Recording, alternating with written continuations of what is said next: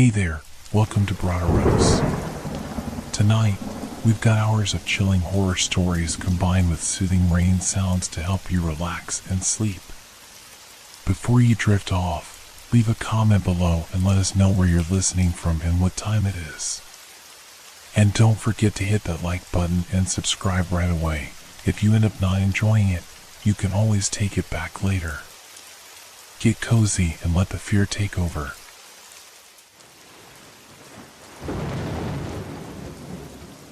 Mirages on Lake Tahoe. I had always needed an escape. The noise of the city, the constant rush, and the demands of everyday life were suffocating. So, I found myself here, Lake Tahoe. A place where time slowed down, where the world seemed to disappear, leaving only the stillness of the water and the rustling of the trees. It was the perfect refuge. I had been coming here for years, always alone, always seeking solace. The cabin I rented was far from any touristy areas, tucked away on the edge of the lake. The kind of place where you could sit by the water for hours, listening to nothing but the wind and the occasional call of a distant bird. It was quiet, peaceful. That morning, I awoke early, long before the sun had fully risen. The air was cool, crisp, and almost tangible stillness hung over the lake, the kind that only came in the early hours before dawn. The water, though not yet reflecting the sun's warmth, was perfectly still, almost unnaturally so. It looked like glass, each tiny ripple creating a perfect reflection of the surrounding trees and distant mountains. I grabbed my fishing gear and stepped outside, my boots crunching softly on the gravel path that led to the small dock. The boat was already waiting for me, tied loosely to the weathered wooden posts. I climbed into the boat, the old boards creaking beneath my weight, and started the motor. The hum of the engine was the only sound that broke the silence, cutting through the morning fog that had begun to roll in. As I pulled away from the dock, the lake stretched out before me, endless and calm.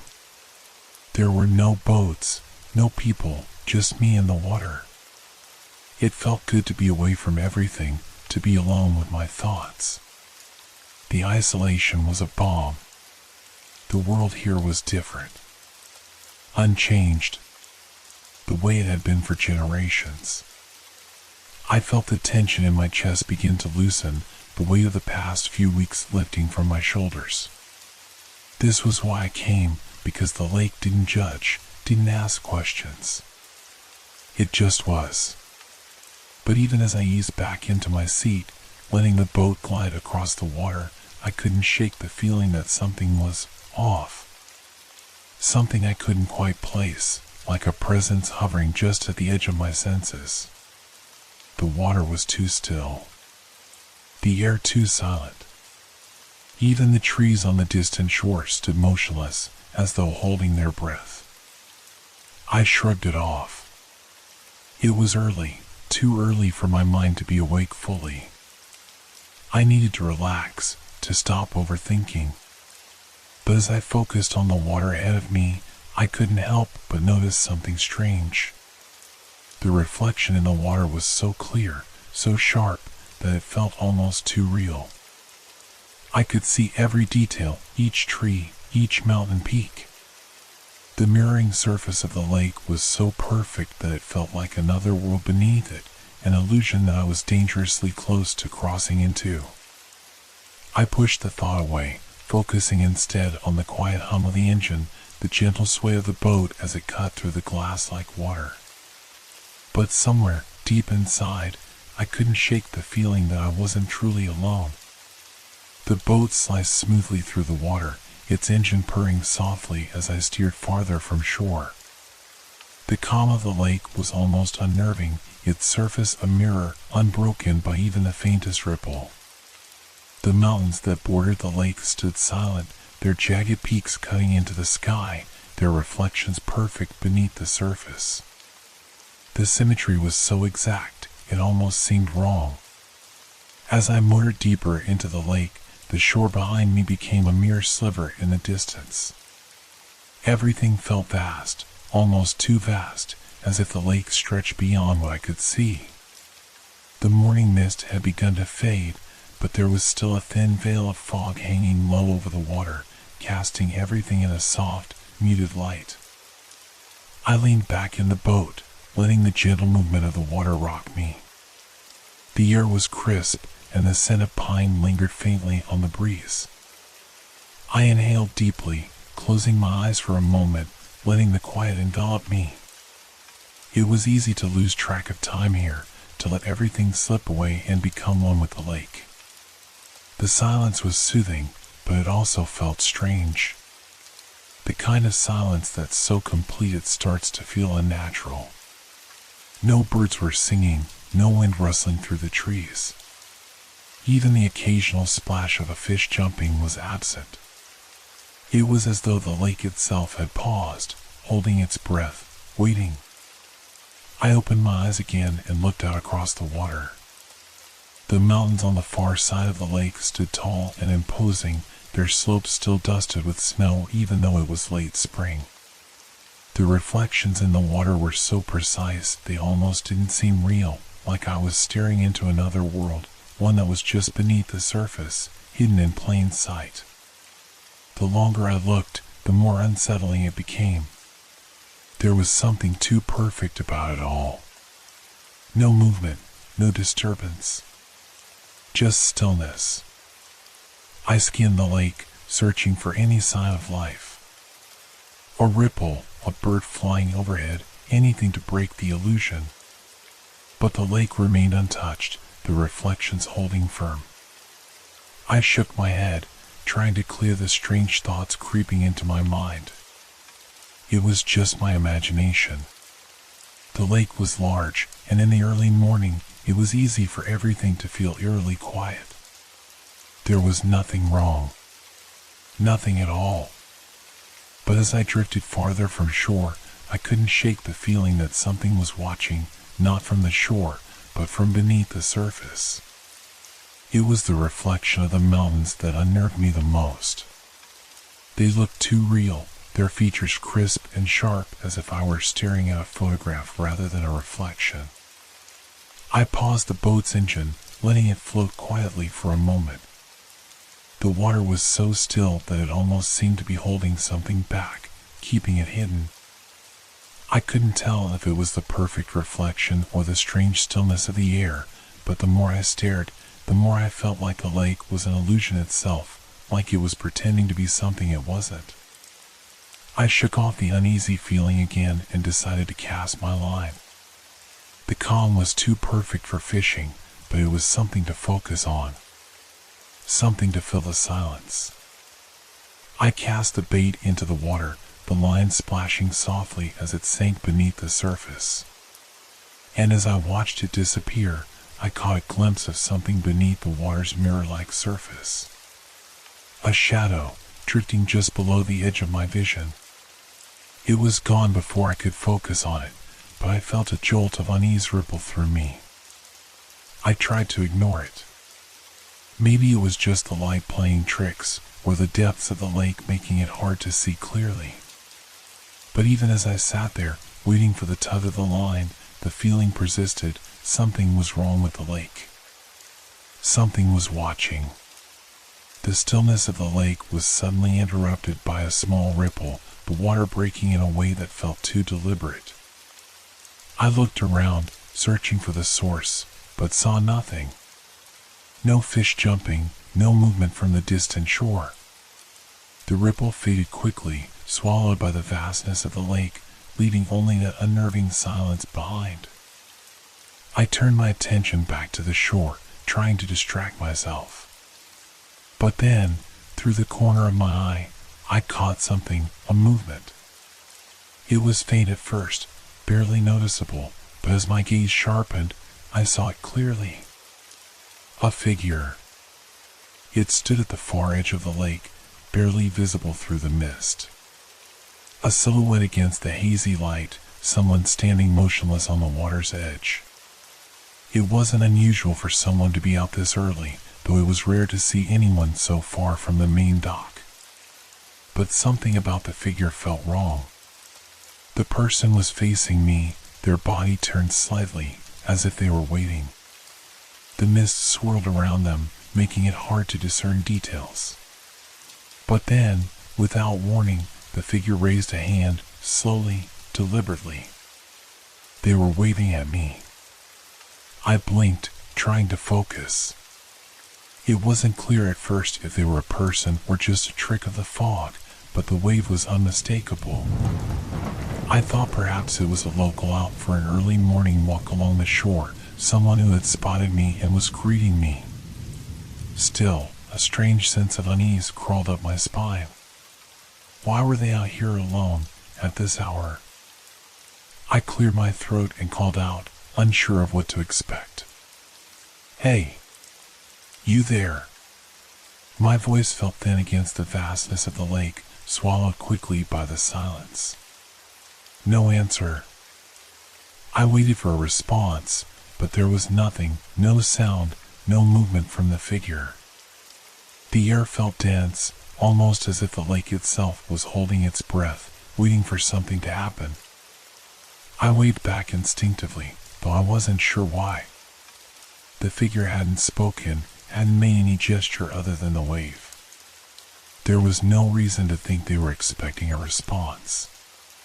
But then, as I watched them, the figure began to fade. Slowly at first, like the mist was swallowing them up, drawing them back into the fog. I blinked, straining my eyes to follow their movements, but they were already gone. The space where they had stood was now empty. No trace, no sign of them ever having been there at all. I felt a strange chill pass over me, a coldness that had nothing to do with the morning air. I searched the water, the shore, but there was nothing. Just the lake, calm, quiet, and unbroken. I was about to dismiss it as another trick of the fog, a shadow playing on the surface of my mind, when I saw it. A ripple in the water, far from where the figure had been, moving in a way that seemed too deliberate. The lake was still, almost unnaturally so, yet the ripple spread out, as if something had disturbed it beneath the surface. I swallowed hard, trying to rationalize what had just happened. It could have been someone else, a local or hiker, just walking along the shore. Maybe they had disappeared behind the trees. But something about it didn't feel right. The way they waved. The way they had vanished so quickly. Like they hadn't been there at all. I shook my head, trying to push the thought away. It was probably nothing. Just the strange quiet of the morning playing tricks on me. But the feeling lingered, cold and unsettled, hanging in the air around me like the fog that clung to the water. I leaned back in the boat, taking a deep breath, trying to steady myself. The calm of the lake should have been enough to relax me, but my mind wouldn't let go of what I had just seen. The figure, it wasn't real, I told myself. A trick of the light, a figment of my imagination spurred on by the silence and the fog. There was no one else out here. The lake was too vast, too remote for anyone to be wandering around at this hour. It had to have been a shadow, some distortion in the mist, a reflection that had played with my senses. I glanced around, taking in the stillness of the water, the soft sway of the boat, and the faintest whisper of wind in the trees along the shore. Everything seemed as it should be. The mist was dissipating now, the sun creeping higher, casting its light over the glassy surface of the lake. It was just the early morning hour, the fog, the quiet, nothing more. I shook my head and grabbed my fishing rod, attempting to distract myself. The line was still in the water, waiting for a bite, but all I could think about was the strange feeling that had settled over me. The wave. The figure. The way they had disappeared so quickly, as if they had never been there at all. I could feel the unease stirring inside me, like a cold hand gripping my chest. I told myself it was nothing, just the isolation playing tricks on my mind. After all, I had spent plenty of time on this lake over the years, and never once had I seen anything like that. It was just the fog, the quiet, and maybe a fleeting glimpse of someone in the distance. There was no reason to be frightened. Still, the thought clung to me like a shadow I couldn't shake. The idea that something was watching me, something that wasn't quite natural, kept creeping back into my mind. It didn't help that the lake was eerily quiet, the way the air seemed to hold still, as though the whole place was waiting for something. I closed my eyes for a moment, trying to calm myself, focusing on the rhythmic sound of the water lapping against the boat. I could hear nothing but the soft hum of my thoughts and the faint calls of birds far off in the distance. Everything was normal. Just the lake and me. But then, I heard it. A splash.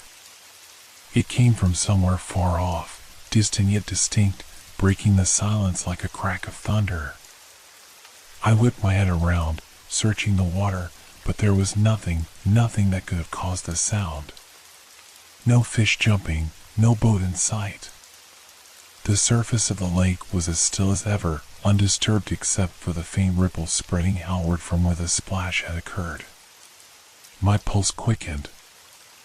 I had been on this lake enough to know the sound of a fish leaping from the water. But that wasn't what I had heard. This had been a heavier splash, deeper, almost as though something large had hit the water. But there was nothing. The lake was still. I strained my eyes, scanning the far-off horizon, but everything looked the same. No one was there, nothing was moving. The trees along the shore were still, the mist had cleared, and the sun was now fully up, casting its golden light over the water. I could feel the hairs on the back of my neck stand up, but I quickly dismissed it. It was probably just the wind pushing a log or something large enough to make a noise. There was no reason to worry. It wasn't like I was alone on the lake. It was just a momentary distraction. Yet, the unease lingered, curling at the edges of my thoughts. I gripped the boat's edge a little tighter, forcing myself to breathe deeply and calm my racing heart. The sound had been faint, and now it was gone, swallowed by the stillness once again. Still, something gnawed at me. Something about this lake felt off. Something wasn't quite right. But what? I didn't know. Maybe it was just my mind, overactive in the quiet. Maybe the lake had a way of getting into your head. After all, I was alone, out on the water, with no one but myself for company. I glanced down at the water, watching the ripples from the splash fade away, and told myself to relax. It was nothing. Nothing at all. I continued to drift, trying to shake the sense of unease that had settled deep in my bones. The sun had risen fully now, and the light shimmered on the water's surface, casting ripples of gold across the lake. It should have been peaceful, beautiful even, but all I could think about was the splash I'd heard earlier and the strange figure that had waved at me. As I rounded a bend in the lake, something caught my eye, a dark shape tied to a dock in the distance. My stomach tightened. It was a boat, but not one I recognized. I had been coming to this lake for years, and every boat in this area had its own familiar markings, its own story. This one was different. It was an old wooden boat, tied loosely to the weather-beaten dock, rocking gently in the still water. The sight of it sent a shiver down my spine. It seemed out of place, abandoned. I slowed the boat, my instincts telling me to be cautious. It was rare for anyone to leave a boat behind like this, especially in such a remote part of the lake. The dock was old, but wood cracked and splintered, and the boat itself looked like it hadn't been used in ages. But it didn't make sense. If someone had left it here, why was it still tied up? Why had they not come back for it? I steered the boat closer, my curiosity now outweighing my growing discomfort. As I approached, I could see the boat more clearly. There was no name on it, no registration number, just a faded, withered hull.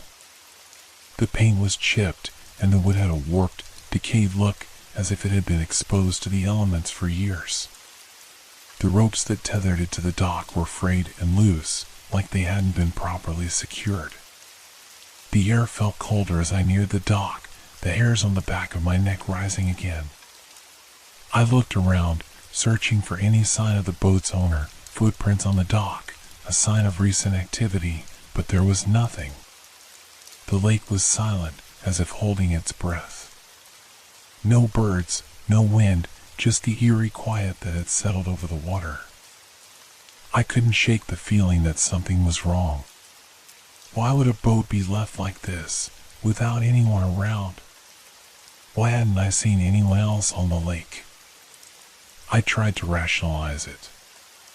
Maybe the boat had been abandoned by someone who had left in a hurry. Maybe it had been there for days, weeks even. But as I looked closer, something caught my eye, a small object resting on the seat of the boat. I couldn't tell what it was from this distance, but I felt a sudden compulsion to investigate, to understand why the boat felt so wrong. I turned the engine off, the boat gliding silently toward the dock. As I drifted closer, the stillness of the lake seemed to deepen, the air thickening, like something was waiting just beneath the surface. I reached the dock and tied the boat, my hands shaking slightly as I stepped onto the creaky wood. The dock swayed under my weight, and I felt a strange dissonance, as though the ground beneath me wasn't quite steady. I hesitated for a moment, then stepped closer to the boat. The object on the seat was now clearer, a torn, faded jacket, its fabric soaked through and stained. The sight of it made my stomach churn. Who would leave their jacket like this, in such a remote place, without a trace of their presence? A low, distant whisper suddenly carried across the lake, so faint I thought I had imagined it. But then it came again, clearer this time. "Come." I froze, my blood running cold. I turned quickly, scanning the shore, the water, the sky. There was no one around. The whisper had come from nowhere, as if the very air itself had spoken. "Hello?" I called out, my voice trembling despite myself. My eyes darted over the water, my heart hammering in my chest. But there was no response. Only the soft rustling of the trees on the far shore and the eerie stillness of the lake. The whispering continued, faint and distant, but unmistakable. "Come closer." I swallowed hard, my mouth dry. A heavy sense of dread settled over me, thicker than the fog that had been here earlier. Something was wrong. Something was terribly wrong. I looked at the abandoned boat again, the jacket on the seat, the frayed ropes that seemed to pulse with an unnatural rhythm. The water beneath me felt colder, the air denser. It was as though the lake itself was drawing me in, pulling me closer with an invisible force. I took a step back, my instincts screaming at me to leave, to get back to the safety of my own boat and head for shore. But something held me there, something beyond reason, a compulsion to stay, to figure out what was happening. The whisper came again, louder now, as if the lake itself were calling my name. "Come closer, it's waiting." I couldn't move. The sense of danger pressed in on me from all sides. Every instinct I had told me to run, to leave this place, but I couldn't shake the feeling that something, someone, was waiting for me here. I had barely set foot back in the cabin before the weight of the lake seemed to lift off my shoulders. The door creaked as I entered, and the familiar scent of pine and old wood settled around me like a comforting blanket. It was quiet here, too quiet, in a way. The kind of quiet that let you hear your own thoughts a little too clearly, and that's exactly what I needed. I needed to think, to convince myself that what I had experienced on the lake was nothing more than an isolated event, a trick of the mind in the solitude of the morning. I set down my gear by the door and took a long, slow breath. The cool air inside the cabin, the smell of the wood-burning stove, it was all so familiar. This was supposed to be a place of peace, a retreat from everything, work, noise, the constant grind of the outside world. A place where I could disconnect, recharge, and forget about everything else. So why couldn't I shake that feeling? The figure. The boat. The whisper. It all felt too real, too strange to ignore, but I had to try. I couldn't let my mind spiral into fear over something that could have been nothing more than a figment of my imagination. Maybe the isolation was getting to me, or maybe it was the eerily perfect stillness of the lake. The kind of stillness that feels unnatural, like the world is holding its breath, waiting for something. Maybe I had just misinterpreted the whole thing, that's all. I paced around the cabin, trying to calm my racing thoughts. I turned on the stove to heat some water, letting the sound of the kettle's soft whistle break the silence. There was nothing to be afraid of. I had spent countless hours on this lake before, alone. The boat wasn't anything unusual. It must have been a fisherman's old boat, abandoned after a storm or something. And the whisper? A trick of the wind, my mind playing games with me. Maybe the wind had shifted just right, carrying the sound of someone's voice from far off. I laughed quietly to myself, though it didn't come out convincingly. Still, I had to admit, it made sense, didn't it? The simplest explanation was often the right one. I was alone on the lake, no one around for miles. If I thought too hard about it, I'd start to convince myself there was something else at play, something supernatural, and I wasn't about to do that. I grabbed a mug from the counter and poured myself some coffee, watching the steam rise as I stared out the cabin window. The lake was calm again, as it always was in the mornings. The trees lining the shore swayed gently in the breeze, and the sunlight broke through the gaps in the clouds, reflecting off the water in warm golden streaks. It was peaceful. It was normal. I took a sip of the coffee, the warmth spreading through me, and let out a slow exhale. Everything would be fine. I had been here before. I had seen the way the fog could play tricks on your eyes, how easily a fleeting figure or an odd sound could be dismissed as a trick of the mind. Nothing more. But even as I told myself this, a small voice in the back of my mind whispered the question I hadn't wanted to ask: what if it wasn't? I shook my head, pushing the thought aside. It was just my nerves, nothing more. The figure, the boat, the whisper, it was all just coincidence, and I wouldn't let my mind take me down that path. I wasn't some wide-eyed fool who'd let a little fear spiral into something more. I had come here to escape, to clear my head. And that's exactly what I was going to do.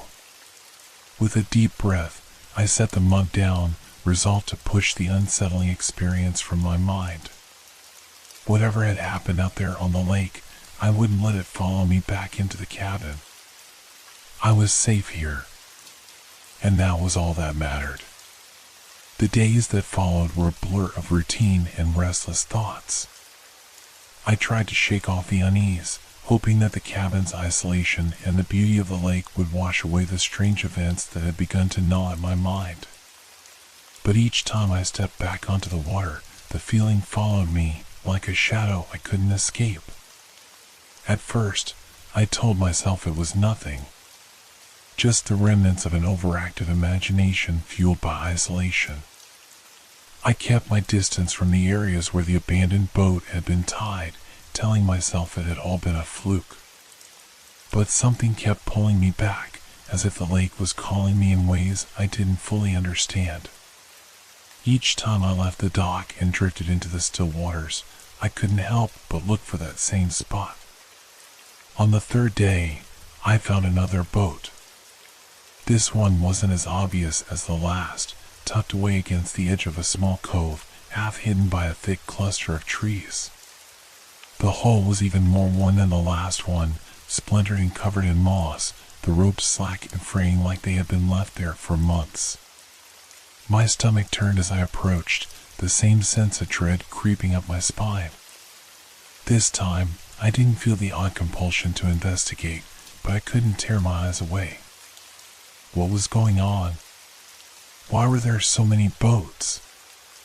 I could still tell myself it was all just coincidence, but it was harder to ignore the chill that had settled over me. I glanced around, scanning the shoreline, but there was no sign of anyone. Just the silence of the lake stretching out before me, still as glass, with only the faintest ripple as my boat drifted past. I told myself to keep moving, to turn around, but as I did, I thought I heard it again. The whisper. The same faint, distant voice that had haunted me before. I jerked my head around, my heart racing. "Come closer," it murmured, barely audible over the soft lapping of the water. I froze, my breath caught in my throat. This time, there was no mistaking it. The voice was real. I shook my head violently, pushing the thought aside. It had to be the wind. It had to be. I told myself to keep going, to leave this strange part of the lake behind. But it was as if the lake was pulling me deeper, drawing me into its cold embrace, urging me to look harder, to see what I didn't want to see. For the rest of the day, I tried to push the unsettling feelings away. But that night, as the darkness settled over the cabin, it came again, the whisper, this time clearer. Come closer." I jolted upright in bed, heart pounding, the sound of the voice echoing in my mind. My room was still, too still, but the air felt heavy. I could hear the wind whistling outside, the soft rustling of the trees as they swayed in the night. It was so quiet, I could almost hear my own pulse thudding in my ears. I grabbed my jacket, determined to find some rational explanation, to convince myself that the voice was just a figment of my imagination, a product of the oppressive silence that surrounded me. Maybe it was a trick of the cabin's acoustics, some far-off noise carried on the wind. I stepped out onto the porch, the chill of the night air biting at my skin. The lake shimmered in the moonlight, the water reflecting the stars above like a mirror. Everything looked normal, calm, peaceful. But as I stood there, staring at the water, I saw something. In the distance, just beyond the shoreline, a figure appeared. It was the same figure from the other day. The one who had waved at me from the lake. This time, it wasn't far away. This time, it was closer. Much closer. I blinked hard, rubbed my eyes, but the figure remained, standing perfectly still. It was a man, or at least I thought it was. I couldn't make out his features in the darkness, but I could see the outline clearly enough. He stood just on the edge of the water, the faint glow of moonlight casting long shadows around him. He didn't move. He just stared out at the lake, as if waiting for something. I opened my mouth to call out to him, to ask if he needed help, but no sound came. I stepped forward, my legs stiff, as if something was holding me back. And then, as quickly as he had appeared, he was gone. Vanished into the darkness. I stood there, frozen, unable to move, my heart racing in my chest. What was going on? I wanted to scream, to run back inside, but I couldn't tear my eyes away from the spot where the figure had been. The whispers came again, only this time they weren't distant. They were closer, almost as if they were right behind me. "Come, it's waiting." I spun around, my breath catching in my throat, but there was no one there. The porch was empty, the lake calm, and the trees swayed gently in the breeze. It was as if nothing had happened, as if the lake was simply holding its breath, waiting for me to step deeper into its cold, dark heart. I stumbled backward into the cabin, locking the door behind me.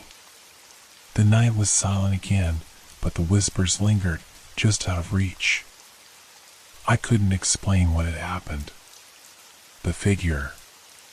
The voice. It was all too real, and yet I couldn't grasp it, couldn't make sense of it. I didn't know what I had seen or who I had heard. But deep down, I knew one thing for sure. I was no longer alone on this lake. The days blurred into one another, each one indistinguishable from the last. I tried to push everything aside, to focus on something, anything, that might ground me in reality. But the lake, that damn lake, refused to let go. Every time I returned to it, I saw the boats, abandoned, just as before. It wasn't the same place each time, but the same feeling was there, lurking beneath the surface. I had tried to tell myself that I was imagining things, that I was tired from the long drive, the isolation, the strange quiet of the cabin that made every sound feel like a threat. But the more I tried to dismiss it, the more real it all became. I could hear the whispers at night now, faint but persistent, drifting through the walls of the cabin. They were impossible to ignore. Come closer. It's waiting. I could hear them even when I was wide awake. And it wasn't just the whispers anymore. It was the feeling, the presence that had begun to stalk me. It was like something was always watching, always waiting just beyond the reach of my sight. At first, I had laughed it off, told myself it was just the wind or some stray animal in the woods. But the whispers didn't sound like the wind. And the figure, whoever or whatever it was, wasn't just a trick of the light. It had been 3 days since the last sighting of the man by the water. The more I tried to shake it off, the more vivid the memory became. His outline in the darkness, his stillness, like he was waiting for something or someone. Every time I closed my eyes, I saw him standing there, staring out at the lake, waiting for me to approach. I could still hear the whisper of his voice, echoing in my ears, drawing me closer. I hadn't gone back to the lake since that night. I couldn't.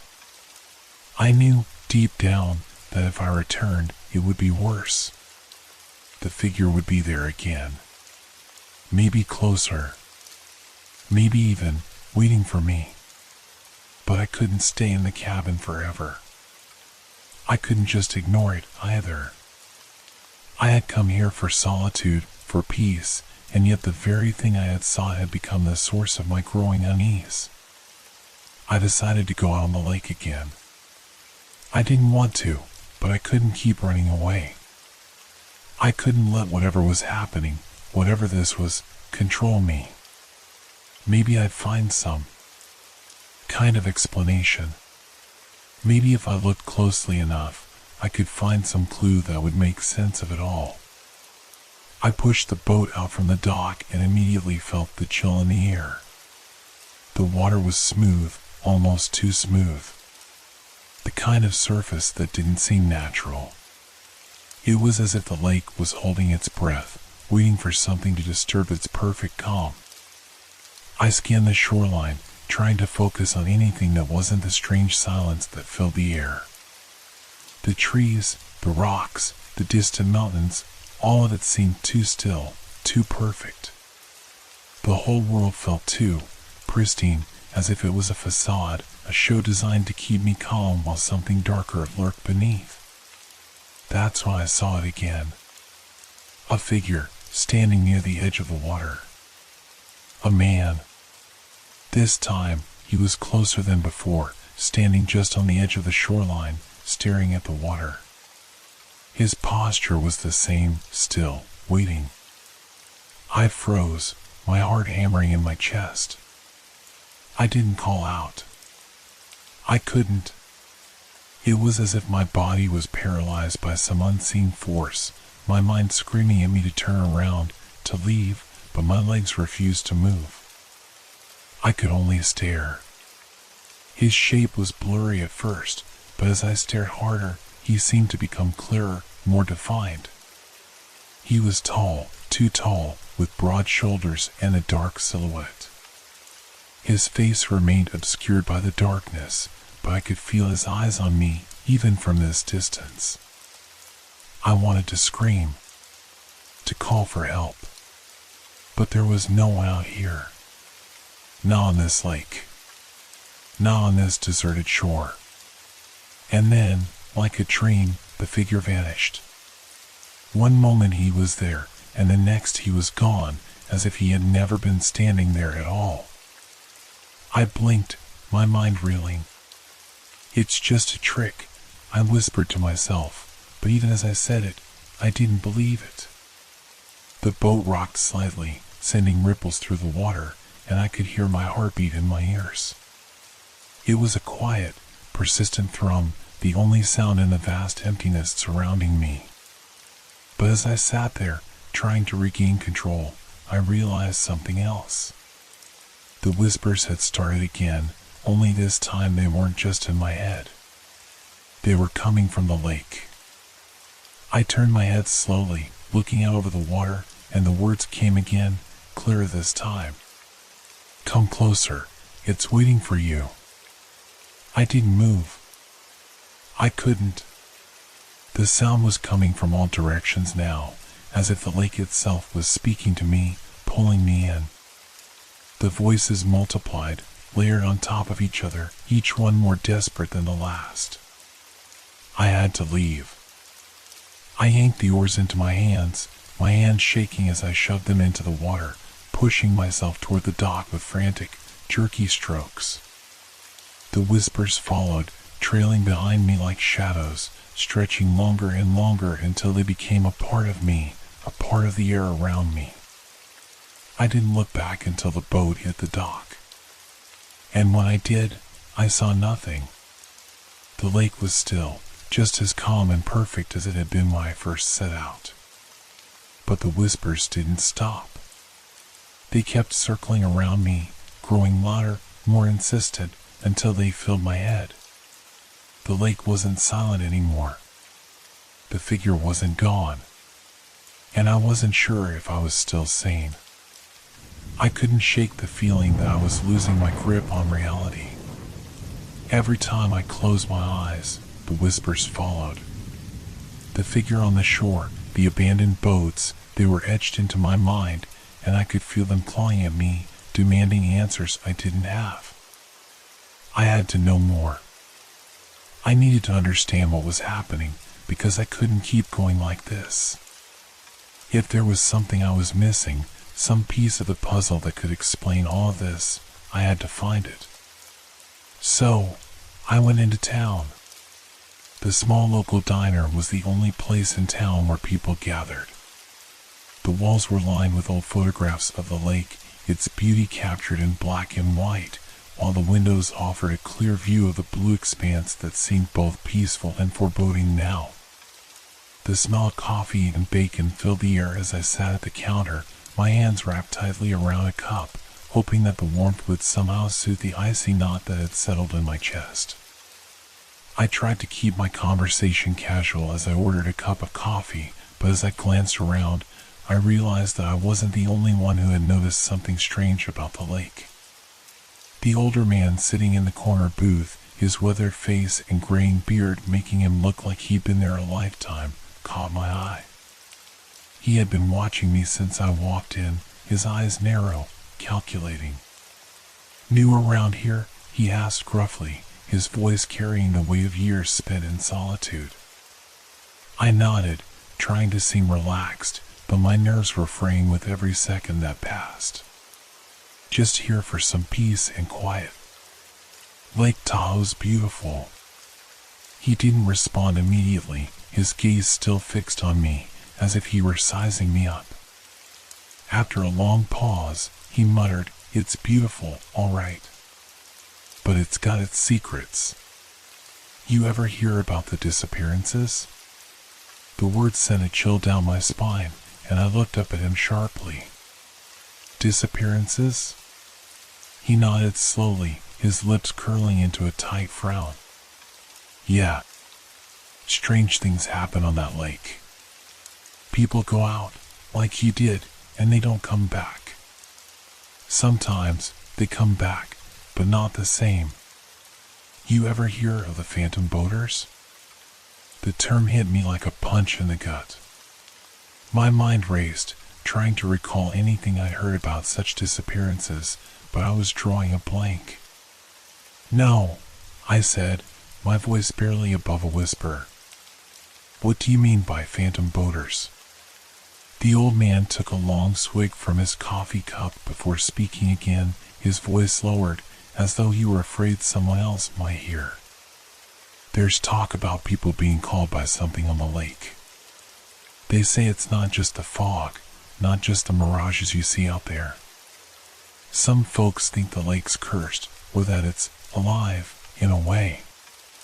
You see, there have been stories of people who disappeared after seeing something strange out on the water. People who've gone out and been lured in by voices, or figures, or who knows what else. They come back, but they're not the same. They don't remember where they went or what happened. Some say they've seen things, heard things.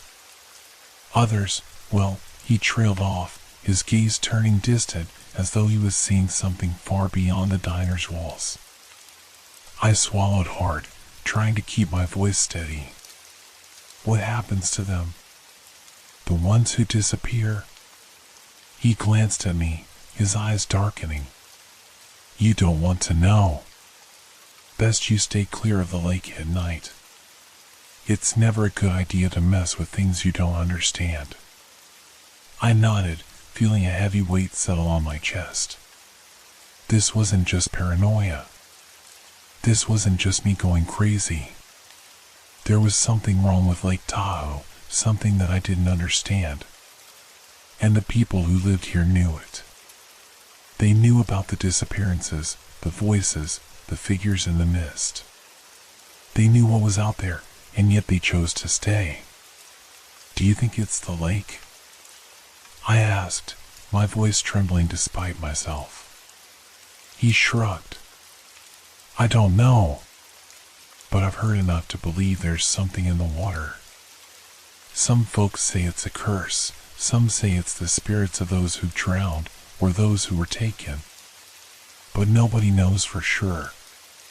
All I know is, I don't go near that water after dark. The air in the diner felt suddenly suffocating, like the walls were closing in on me. My thoughts were swirling, trying to make sense of the fragments the old man had given me. People had disappeared. Disappeared without explanation. And now I was hearing voices, seeing figures, feeling watched. The man's words kept echoing in my mind. It's not just the fog. It's not just the mirages. I had thought I was losing my mind. But now, I wasn't so sure. I thanked him quietly and left, the door chiming softly behind me. As I stepped out into the cool air, I couldn't shake the feeling that I was in deeper than I realized. The town's quiet, unassuming atmosphere had masked something dark, something ancient. I walked down the street slowly, my mind racing with the implications of everything the man had told me. I didn't know if it was the lake itself, or something older, something more sinister at play. But I was certain of one thing, whatever was happening, it wasn't just happening to me. The lake wasn't just a place of beauty. It was a place of danger. A place where people disappeared, and where the dead might not rest easy. And it was calling me. I couldn't let myself sink any further into this madness. I couldn't. The old man's words were still fresh in my mind, replaying over and over, like some haunting lullaby meant to lull me into fear. The lake's cursed. People disappear. Don't go near the water at night. But I had to be rational. I wasn't some superstitious fool. There had to be a logical explanation for everything I had seen and heard. The figure by the shore, the whispers in the night, they could be dismissed as hallucinations, stress-induced fantasies brought on by isolation. I had been alone for days now. No one to talk to, nothing to distract me from the creeping silence of the cabin. The constant hum of solitude had started to warp my perception, making shadows longer, sounds sharper. Maybe it was the stillness of the lake, the unyielding quiet that pressed in on me from all sides. Maybe it was the isolation, the kind that makes you question whether you're even real anymore. Was I even here, or was I just a figment of my own imagination? I forced myself to sit at the kitchen table, the flickering light of the lamp casting strange shadows against the walls. I needed to think, to organize my thoughts, to find some reason behind what I'd seen. The logical part of my brain told me that the figure was just a trick of the light, a figment of my exhausted mind. The boat I had seen, abandoned, could have been left by someone else.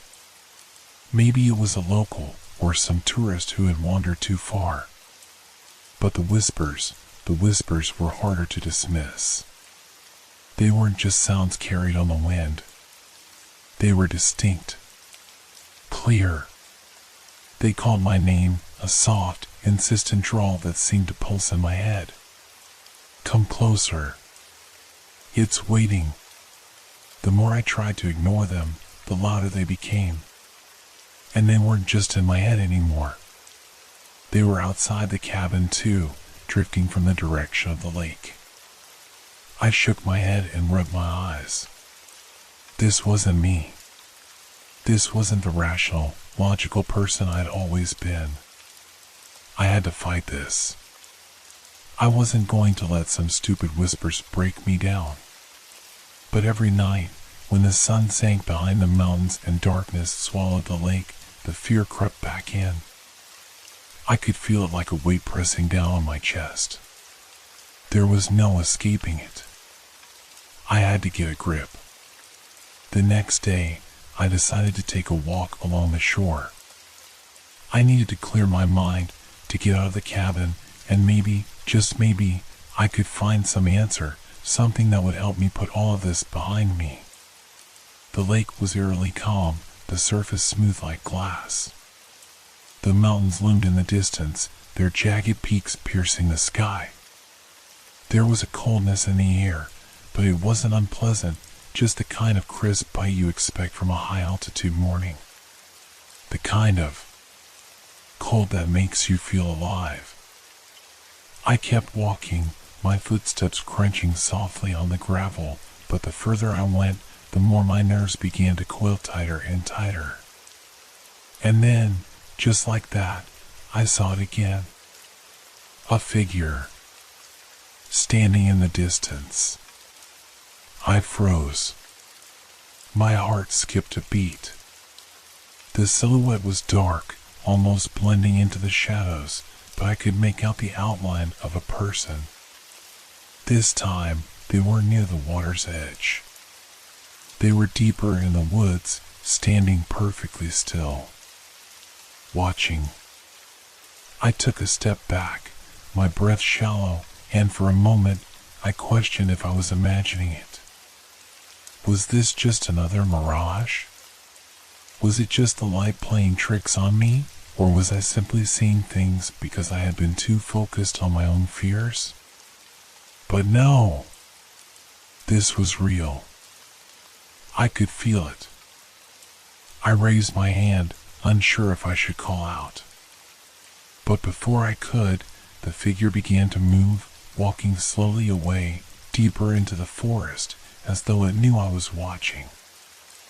I wasn't sure what to do. Should I follow? Should I run?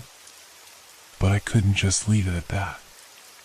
Not after everything I had experienced. My feet moved of their own accord, carrying me forward against my better judgment. Every step felt like it took me deeper into something I couldn't control. The figure's silhouette had disappeared, but I could sense it, feel it, just out of sight, moving through the trees like a shadow. And then, just as suddenly as it had appeared, the figure was gone, disappeared into the woods, like it had never been there at all. I stood there for a long moment, my heart pounding in my chest. My body was trembling with a mix of fear and frustration. I had seen it. I knew I had. And yet, the rational part of my brain told me it had to be a trick. It had to be. But my fear was mounting now. I couldn't shake the sense that something was terribly wrong, that this wasn't just my mind playing tricks on me. There was something out there, something that I couldn't explain. The figure had moved too deliberately, too confidently. The air around me was thick with an oppressive stillness that made it hard to breathe. I turned quickly and headed back toward the cabin, walking faster than I intended. The path seemed longer now, the trees closing in on me as though they were watching, waiting. By the time I reached the cabin, my legs were shaking and my hands were clammy. I slammed the door behind me, locking it, as if somehow that would protect me from whatever I had just seen. But I knew better. No door, no lock, no wall could stop what was coming. The whispers had started again. Only now, they weren't just calling my name. They were louder, more urgent, more desperate. Come closer. It's waiting for you. And I couldn't tell if they were outside or if they were in my mind. But one thing was certain. I wasn't alone anymore. The next few days blurred together. Time seemed irrelevant out here by the lake, as if it were suspended in some timeless place where the hours stretched and pulled, but nothing really changed. I had hoped that by isolating myself in this cabin, the strange happenings would fade into memory, but they only grew worse. Every evening, I found myself standing at the edge of the water, staring into its endless expanse, hoping for an answer. Hoping for some kind of clarity. It was early one morning when I saw the figure again. The lake was still, its surface as smooth as glass, reflecting the mountains perfectly, except for the strange shape that appeared just above the horizon. A figure, small at first, standing motionless on the far side of the lake. It was distant, but it was there, unmistakable in its outline. Unlike the vague, indistinct shapes I had seen before, this one had a more defined form, a silhouette that seemed to breathe, to move with purpose. I squinted, trying to make out more details, but the figure was too far away. All I could see was a person, no, a woman, dressed in what looked like a flowing white dress. Her long hair hung in waves down her back, and her arms were stretched out slightly, as though reaching for something just beyond her grasp. My heart skipped a beat. This was different. This was real. I knew it. I had to follow her. I grabbed my jacket and made my way to the boat, my feet nearly stumbling in my haste. I wasn't sure what I expected to happen, but I couldn't stand there, paralyzed, just watching. I had to get closer. I had to see who or what this was. The motor on the small boat sputtered to life, and I pushed it out into the water, the boat cutting through the surface like a knife. My eyes never left the figure. She was still standing there, motionless, on the other side of the lake. As I rowed across the water, I could feel the tension building in my chest. It wasn't just the sight of her that pulled me forward, it was something more. There was an undeniable pull, an invisible force drawing me toward her, and I couldn't ignore it. It was as though the lake itself was holding its breath, waiting for something to happen. The further I paddled, the harder it became to keep my eyes focused on the figure. She didn't move. Not at first. But as I drew closer, something shifted. The air seemed to change. The surface of the water began to ripple, ever so slightly, as if the water itself was alive, reacting to her presence. And then, just as I thought I was getting close enough to reach out and call to her, the figure moved. She didn't turn toward me, but her body shifted, and she began to glide, not walk, but drift across the water as if she were weightless. It was like watching a dream, surreal and impossible. Her movements were fluid, effortless, as though she had no need for the constraints of the physical world. She wasn't walking, wasn't swimming, she was just moving. I put my hand on the throttle, pushing the boat faster, my heart pounding in my chest. There was something magnetic about her. Something that I couldn't explain. The more I tried to get closer, the more the distance between us seemed to stretch. I pushed harder, my muscles straining, but every time I thought I was closing the gap, the figure drifted farther away, still floating just beyond my reach. The closer I came, the more I felt like I was trapped in a never-ending chase, locked in some maddening cycle of pursuit with no end. I didn't know how long I had been rowing. Minutes? Hours? All I knew was that the figure was always just a little out of reach, a blur of white against the deep blue of the lake, teasing me with its impossibility. My arms were burning now, the effort too much, and yet I couldn't stop. I couldn't turn back. Something inside me told me that if I gave up now, I would regret it for the rest of my life. But as I pushed on, something in my gut twisted, warning me that I was making a mistake. And then, just as I was about to shout, to demand something from the figure, anything, she disappeared. One moment she was there, her form stretching out before me, and the next, she was gone. No splash, no ripple in the water, nothing. Just nothing. I stared at the empty space, my breath catching in my throat. I felt the boat slowly drifting, my hands frozen on the oars, unable to move. The silence was deafening. What had just happened? Was it real? Had I just imagined everything? I didn't know. I didn't know anymore. I tried to tell myself it was just a trick of the light, a mirage, that I had been seeing things. But deep down, I knew. This wasn't just in my head. This had happened. This thing, whatever it was out there, and I couldn't escape it. The pull, the feeling that I had to follow, was stronger now than ever. It had become a part of me, a thirst that couldn't be quenched. I turned the boat back toward the shore, my hands shaking. As I made my way back, I couldn't help but glance over my shoulder, half expecting to see the figure standing there again, waiting, watching. But there was nothing. Just the lake. Silent. Still. Empty. I didn't know if I was relieved or terrified. What I did know was that this wasn't over. Whatever was happening, whatever this figure was, it wasn't finished with me yet. The days after the encounter with the figure were a blur. I couldn't shake the feeling that something was watching me, waiting for me to make my next move. I tried to convince myself it was just the isolation playing tricks on my mind, too many hours spent in silence, with nothing but the low hum of the lake to break the monotony. But deep down, I knew something else was at play. Something darker. The silence that had once felt soothing now felt suffocating.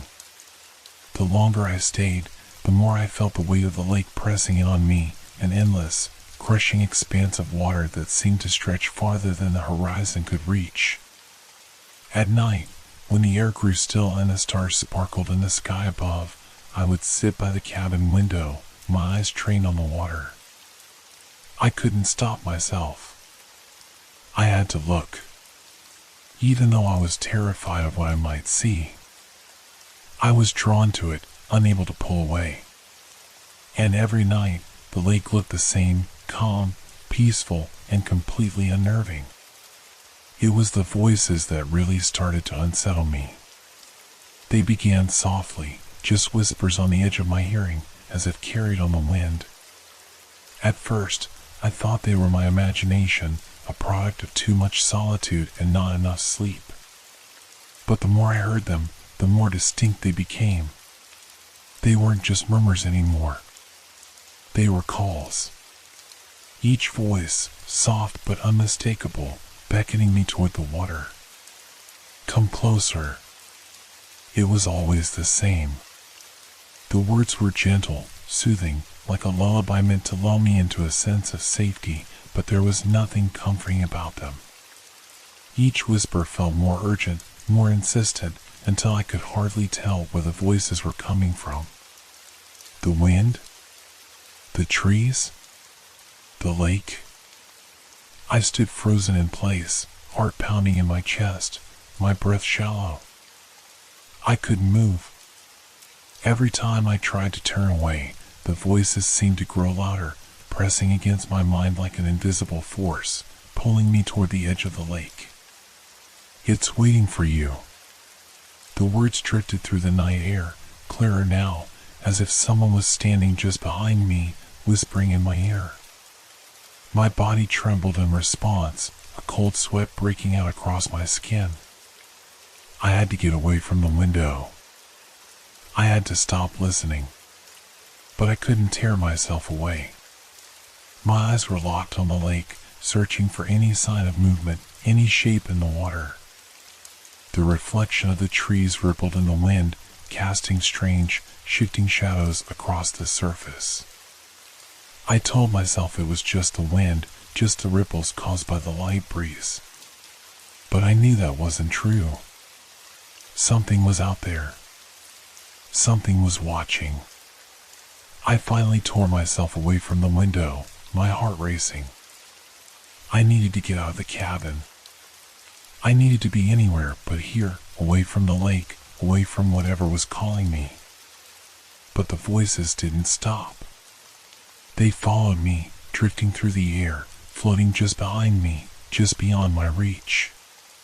Come closer. The words were no longer just whispers.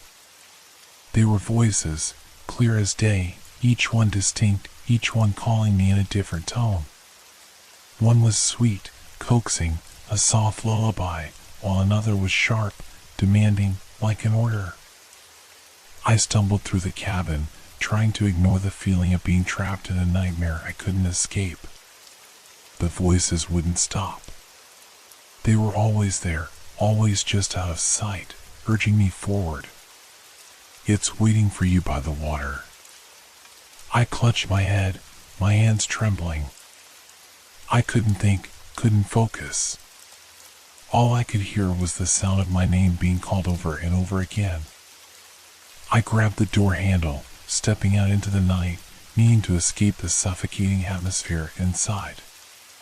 The cold air hit my skin like a slap, but it didn't help. It only made the tension in my body worse. I could hear the voices more clearly now. Each one felt as though it were coming from a different direction, bouncing off the trees, the rocks, the very water itself. I walked toward the shore, against my better judgment. I knew I shouldn't go near the lake, but the pull was too strong. The voices were too loud. They weren't asking me to come, they were demanding it. I reached the water's edge, my heart pounding in my chest. The moonlight reflected off the lake in eerie silvery ribbons, casting long shadows along the shore. The world felt wrong, distorted in a way that made my skin crawl. And then, as I stood there, just at the water's edge, I saw it again. A figure. This time, it was a man, standing in the distance, his body shrouded in mist. I could barely make out his face, but his posture was familiar. He stood with arms outstretched, as though beckoning me to come closer. I knew it was a mirage. I had to know it was. But the voices were getting louder now, each one overlapping, as if 100 people were calling me at once. Come closer.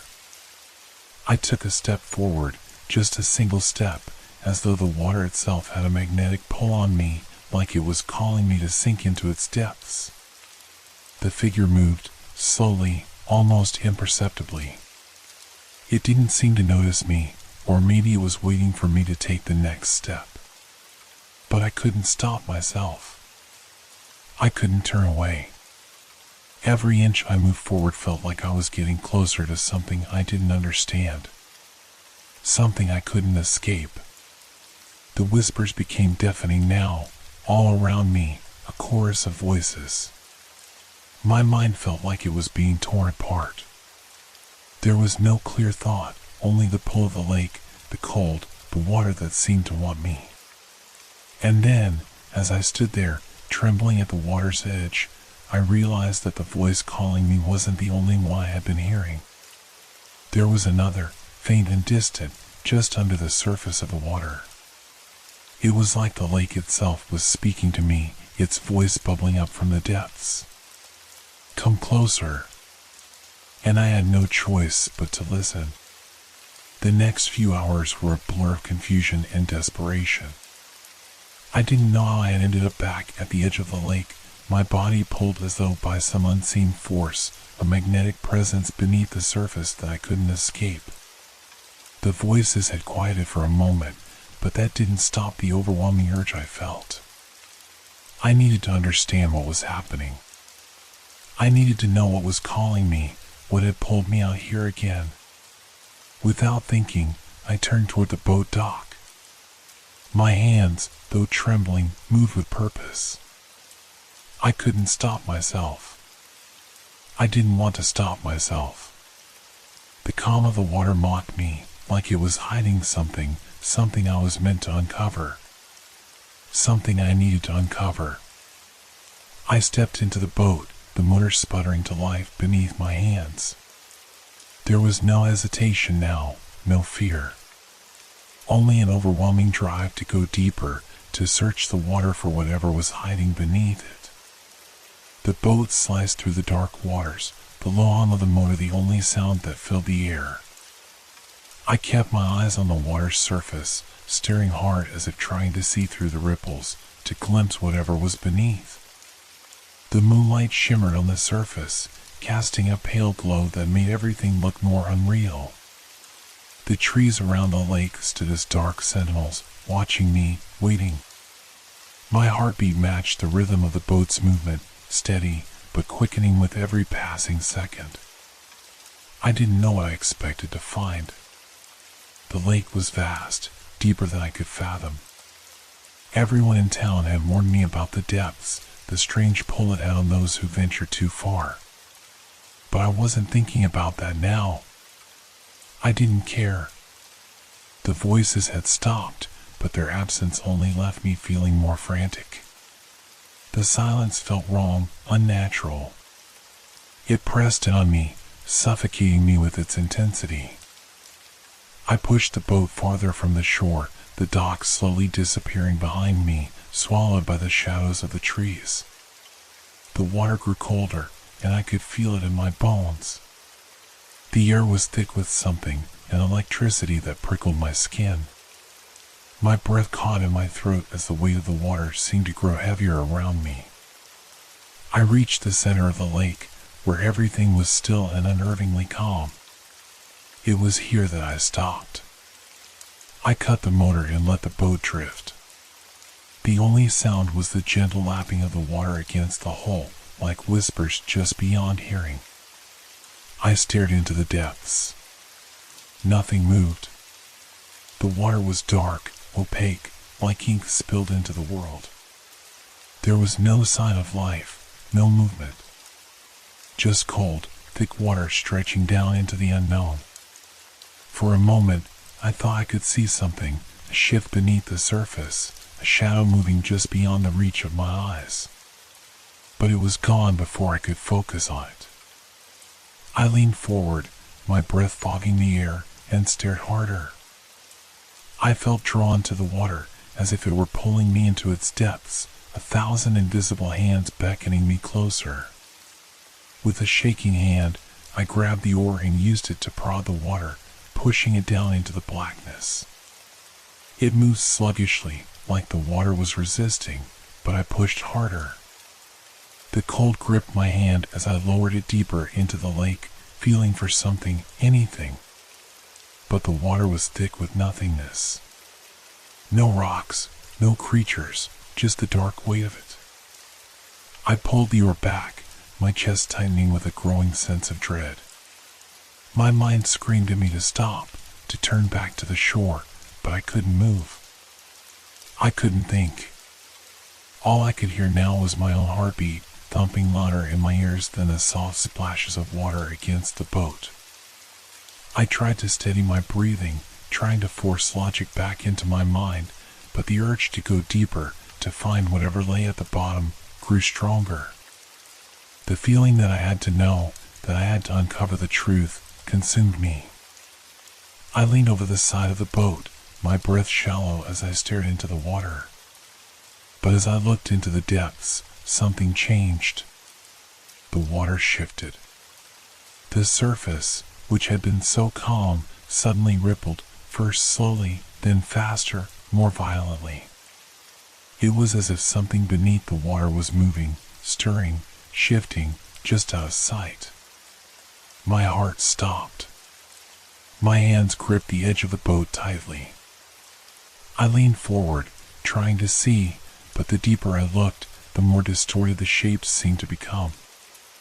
A figure appeared, but not clearly, just a shadow, long and twisting, stretching upward from the depths.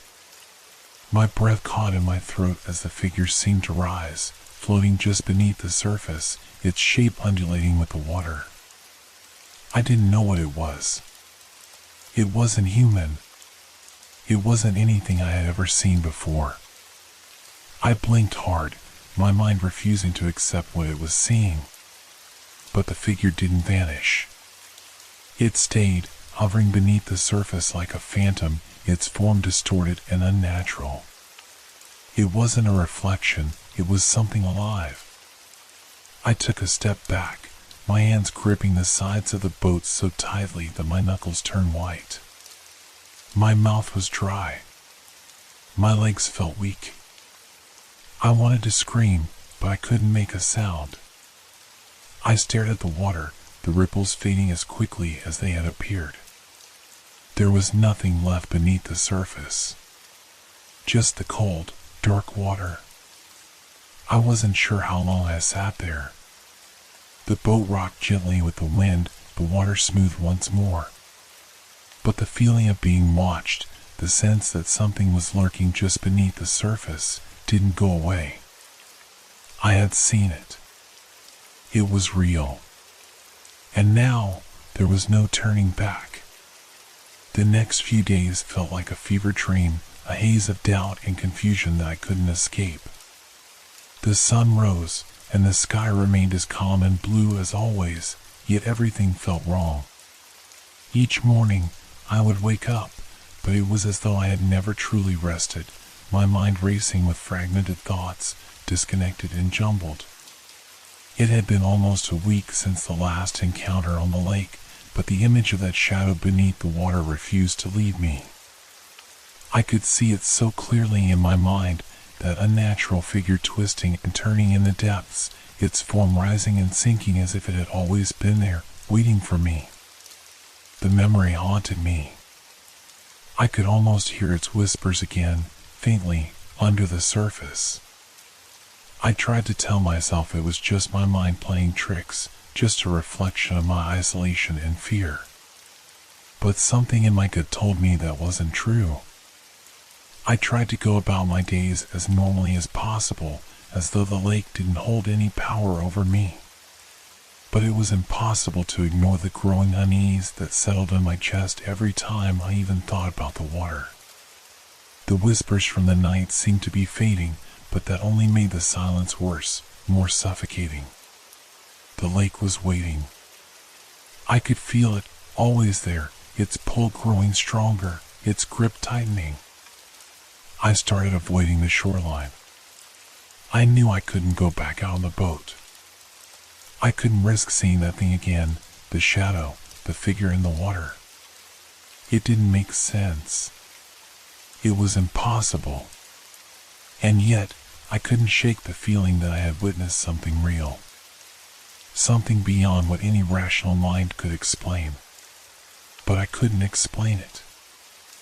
I pushed the boat farther from the shore, the dock slowly disappearing behind me, swallowed by the shadows of the trees. The water grew colder, and I could feel it in my bones. The air was thick with something, an electricity that prickled my skin. My breath caught in my throat as the weight of the water seemed to grow heavier around me. I reached the center of the lake, where everything was still and unnervingly calm. It was here that I stopped.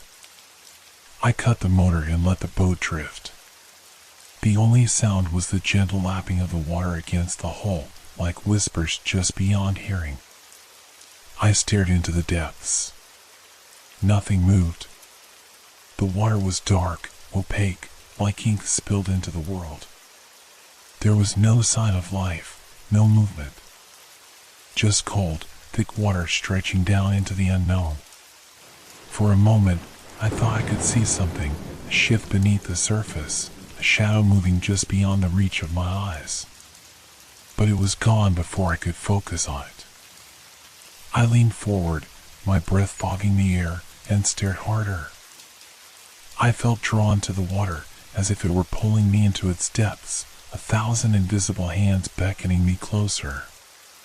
With a shaking hand, I grabbed the oar and used it to prod the water, pushing it down into the blackness. It moved sluggishly, like the water was resisting, but I pushed harder. The cold gripped my hand as I lowered it deeper into the lake, feeling for something, anything. But the water was thick with nothingness. No rocks, no creatures, just the dark weight of it. I pulled the oar back, my chest tightening with a growing sense of dread. My mind screamed at me to stop, to turn back to the shore, but I couldn't move. I couldn't think. All I could hear now was my own heartbeat, thumping louder in my ears than the soft splashes of water against the boat. I tried to steady my breathing, trying to force logic back into my mind, but the urge to go deeper, to find whatever lay at the bottom, grew stronger. The feeling that I had to know, that I had to uncover the truth, consumed me. I leaned over the side of the boat, my breath shallow as I stared into the water. But as I looked into the depths, something changed. The water shifted. The surface, which had been so calm, suddenly rippled, first slowly, then faster, more violently. It was as if something beneath the water was moving, stirring, shifting, just out of sight. My heart stopped. My hands gripped the edge of the boat tightly. I leaned forward, trying to see, but the deeper I looked, the more distorted the shapes seemed to become. A figure appeared, but not clearly, just a shadow, long and twisting, stretching upward from the depths. My breath caught in my throat as the figure seemed to rise, floating just beneath the surface, its shape undulating with the water. I didn't know what it was. It wasn't human. It wasn't anything I had ever seen before. I blinked hard, my mind refusing to accept what it was seeing. But the figure didn't vanish. It stayed, hovering beneath the surface like a phantom, its form distorted and unnatural. It wasn't a reflection, it was something alive. I took a step back, my hands gripping the sides of the boat so tightly that my knuckles turned white. My mouth was dry. My legs felt weak. I wanted to scream, but I couldn't make a sound. I stared at the water, the ripples fading as quickly as they had appeared. There was nothing left beneath the surface. Just the cold, dark water. I wasn't sure how long I sat there. The boat rocked gently with the wind, the water smoothed once more. But the feeling of being watched, the sense that something was lurking just beneath the surface, didn't go away. I had seen it. It was real. And now, there was no turning back. The next few days felt like a fever dream, a haze of doubt and confusion that I couldn't escape. The sun rose, and the sky remained as calm and blue as always, yet everything felt wrong. Each morning, I would wake up, but it was as though I had never truly rested, my mind racing with fragmented thoughts, disconnected and jumbled. It had been almost a week since the last encounter on the lake, but the image of that shadow beneath the water refused to leave me. I could see it so clearly in my mind, that unnatural figure twisting and turning in the depths, its form rising and sinking as if it had always been there, waiting for me. The memory haunted me. I could almost hear its whispers again, faintly, under the surface.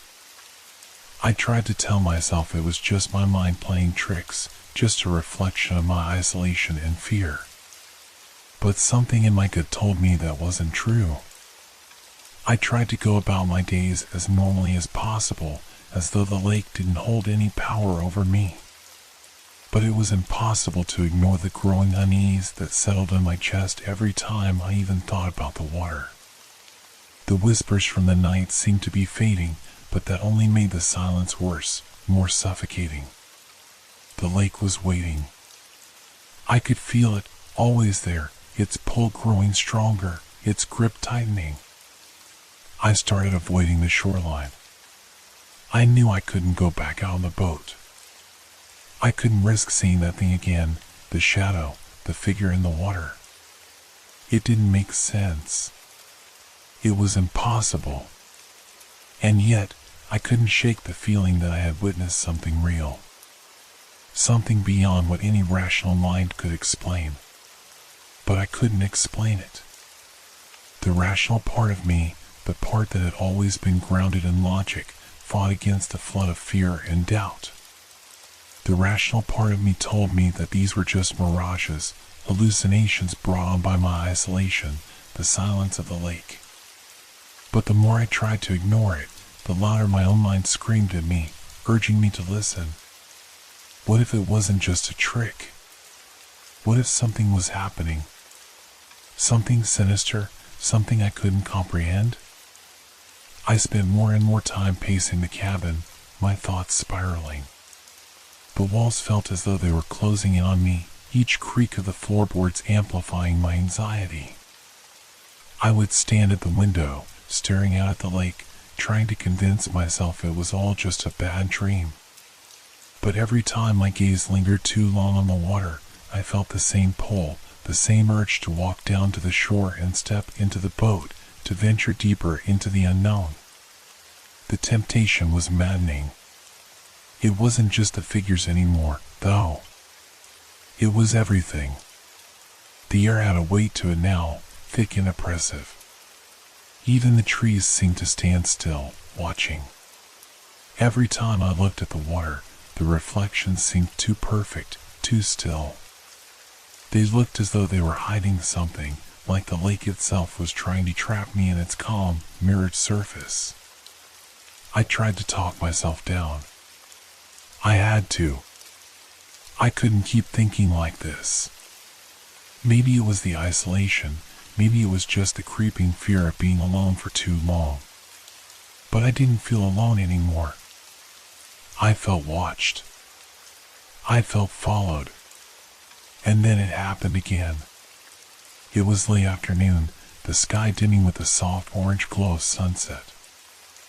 I was outside, standing at the edge of the dock, just trying to feel normal again, when I saw it, another figure, this time far off in the distance. It was faint at first, like a shadow against the horizon, but then it began to sharpen, to take shape. A person. A woman, standing on the far side of the lake, her figure clear against the light of the setting sun. She was just standing there, unmoving, like she was waiting for something.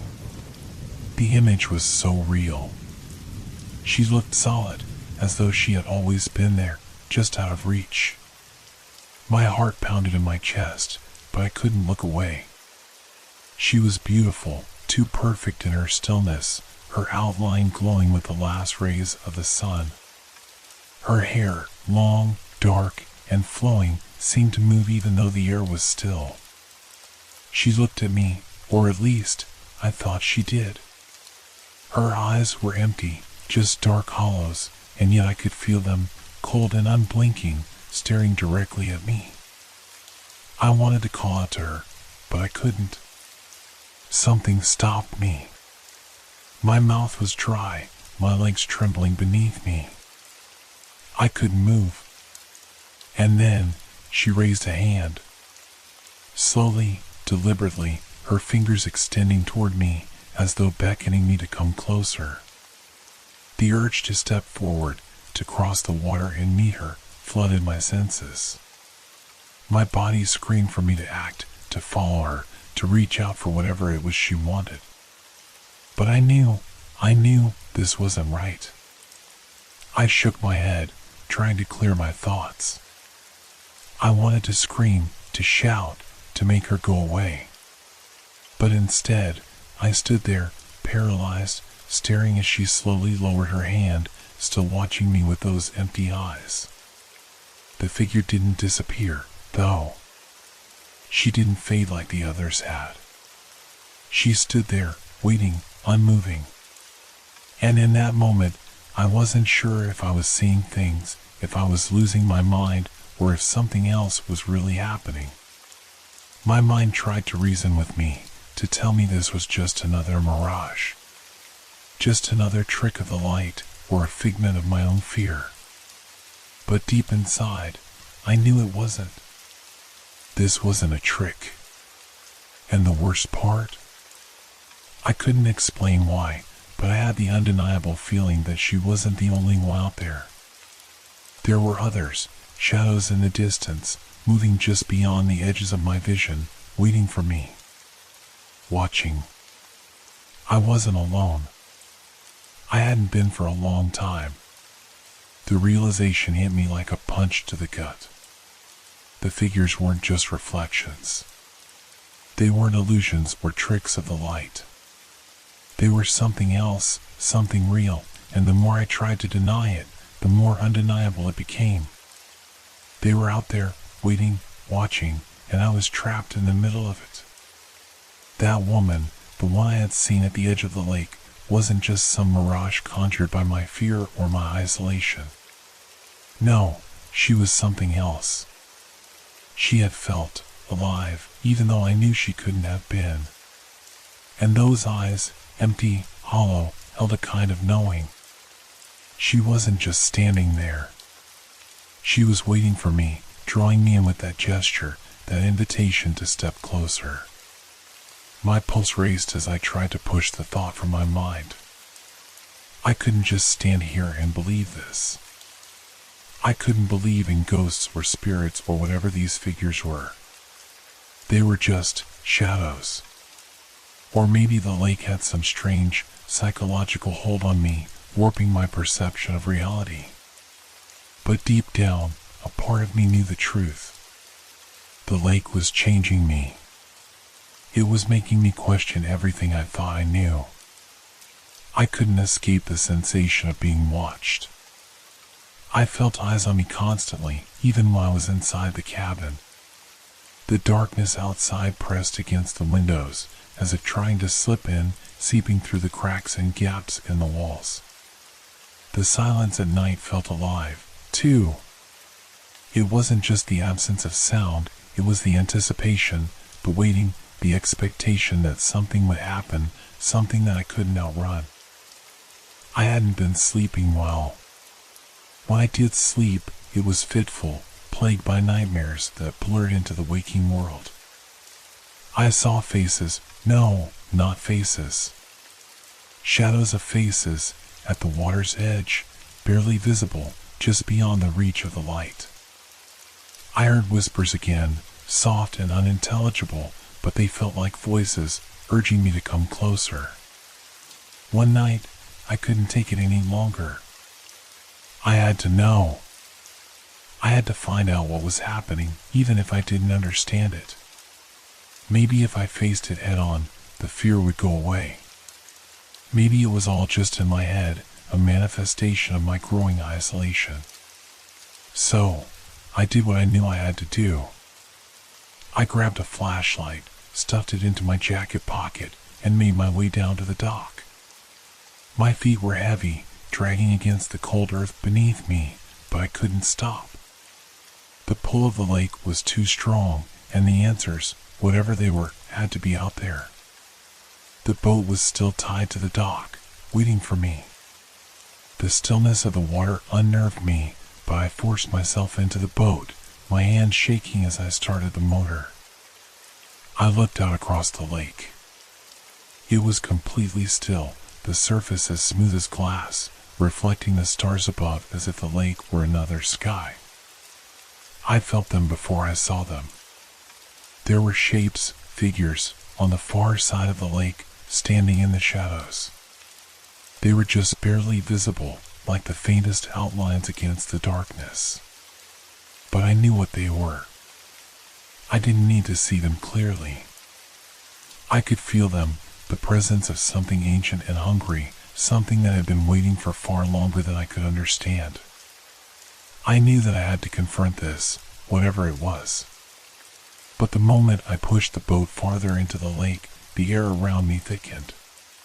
The temperature dropped, and a low hum vibrated beneath the water, deep and distant, like the sound of something massive stirring beneath the surface.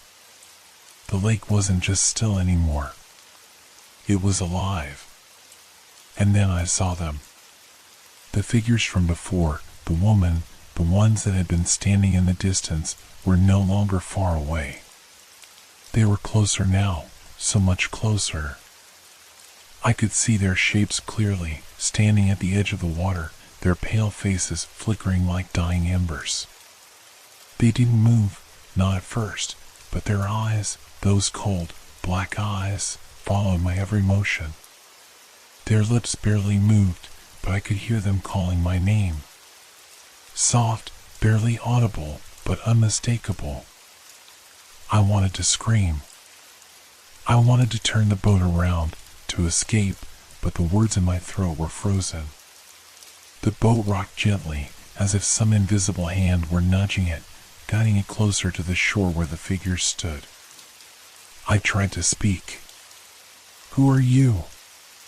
What do you want from me?" The words came out jagged, weak, swallowed by the night. One of them, the woman, finally moved. Her head tilted slightly to the side, as if considering my question. Then, slowly, she raised a hand again, not to beckon, but to point. Her finger extended toward the water. And I saw it then. There was something in the water, something darker than the lake itself. A shape, large and unnatural, rising from the depths. I couldn't make out what it was at first. It was as if the water itself was distorting and bending in places, like the shape of a massive figure, something towering and monstrous, hidden just beneath the surface. The figures were silent now, watching me, waiting. It didn't take long for the figure to take form, if it could even be called a form at all. It was like nothing I had ever seen. Black, shifting, and full of 1,000 eyes.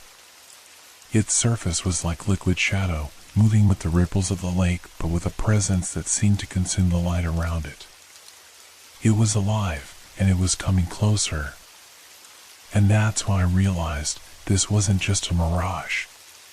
This wasn't just some trick of the mind. They were lost souls.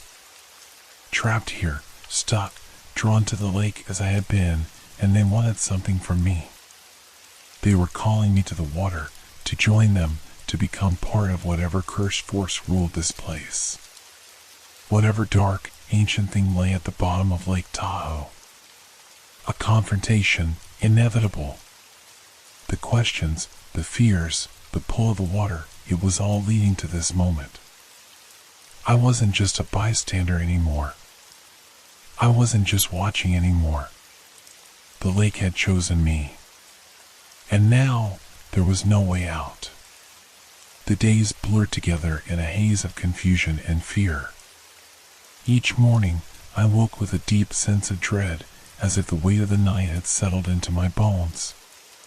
But it wasn't just the night anymore. It was the water, the lake itself, calling to me in ways I couldn't explain. I tried to resist.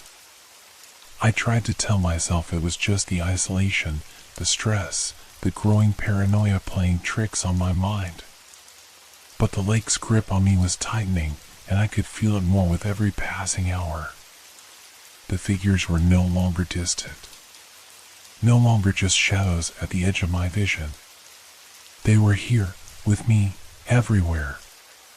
The whispers had grown louder, clearer, and they were now more like voices than the distant murmurs they had once been. It felt as if the lake itself was trying to communicate, pulling me closer, coaxing me into its depths. At night, the lake seemed to pulse with a rhythmic hum, vibrating through the floorboards of the cabin, crawling beneath my skin. I couldn't escape it. Every time I stepped outside, I could feel the pull, the invisible force trying to draw me toward the water. It was like the lake was calling me by name, urging me to join the figures standing at the edge, just beyond the shore. I had tried to ignore it, to stay inside, but the whispers were relentless. They seeped into my thoughts, into my dreams, and when I closed my eyes, I saw them, those faces, pale and distorted, staring back at me, waiting. That evening, as the sun dipped below the horizon, I found myself standing at the edge of the lake again. My feet moved of their own accord, my body stiff, my mind numb with the overwhelming sense of something coming. I had to fight to control my thoughts, to keep my sanity intact. But I couldn't stop myself from looking out over the dark water. And then I saw them. They were there again, those figures, standing just beyond the shoreline. They weren't as far away now.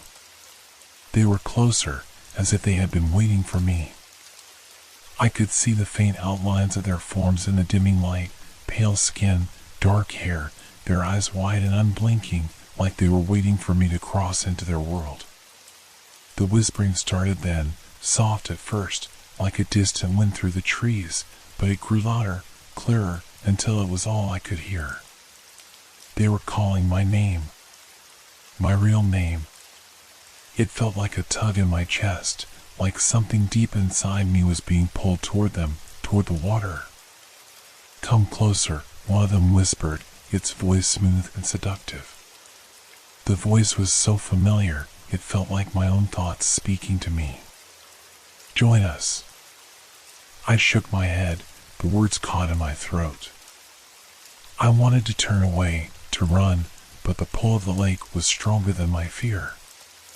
The figures stood motionless, their eyes fixed on me, their gazes unblinking, as if they were waiting for me to make a move. I felt like a puppet on a string, drawn toward them, unable to resist. A sudden gust of wind swept across the water, and the surface rippled, sending out waves that seemed to reach for me. The air grew colder, heavier, as though the lake itself was trying to drag me under. The whispers grew louder, more insistent. "Come to us," they urged. "You're one of us now." My legs moved without my permission. It was as if my body was no longer my own. Each step I took felt like a step deeper into something ancient, something far beyond my understanding. The figures didn't move, but they watched me, their eyes locked onto mine, drawing me closer, pulling me in. I wanted to scream, to fight it, but I couldn't. The boat was still tied to the dock, waiting for me, its wooden frame creaking in the silence. I found myself standing beside it, my hand reaching out, fingers trembling as I grasped the edge. The whispers seemed to swirl around me, wrapping themselves around my thoughts, my very soul. The lake was calling, the figures were calling, and I had no choice but to listen. I tried to pull back, to turn around, but it was too late. The moment I set foot into the boat, I felt the shift. The lake moved, like something vast and unseen stirred beneath the surface. The boat rocked gently, but the motion wasn't natural. It was as if the lake itself was guiding me, pulling me toward the depths. I could hear the voices now, clearer than ever, and they weren't just calling me anymore. They were speaking to me, whispering secrets in my ear, their words laced with a kind of ancient hunger. "You're almost here," one of them whispered, the voice now familiar, warm, inviting. "Come closer, and you'll understand." I knew I had to stop. I had to fight the pull, but the voices were drowning out my thoughts. My body was moving on its own, pushing the boat out into the water. The figures watched silently, their eyes gleaming in the fading light. Something was in the water. I could feel it. It was waiting for me, below the surface, just out of sight. The whispers urged me to come closer, to see it, to understand. The lake was no longer just a body of water. It was alive. It was watching. And it was waiting. My heart raced in my chest, but there was no turning back now. The lake had already claimed me. Days turned into nights, and still, the lake haunted me. Every waking moment, I thought of nothing else but its dark, glassy surface, its endless pull. I tried to fight it at first. I told myself that it was nothing more than the isolation, just the effects of being alone for too long, my mind running wild, creating monsters where none existed. But each time I tried to ignore it, each time I tried to focus on something else, the lake called to me, louder, stronger, more insistent than before. It wasn't just a place anymore. The lake was becoming a part of me, creeping into my thoughts like a sickness, consuming me from the inside out.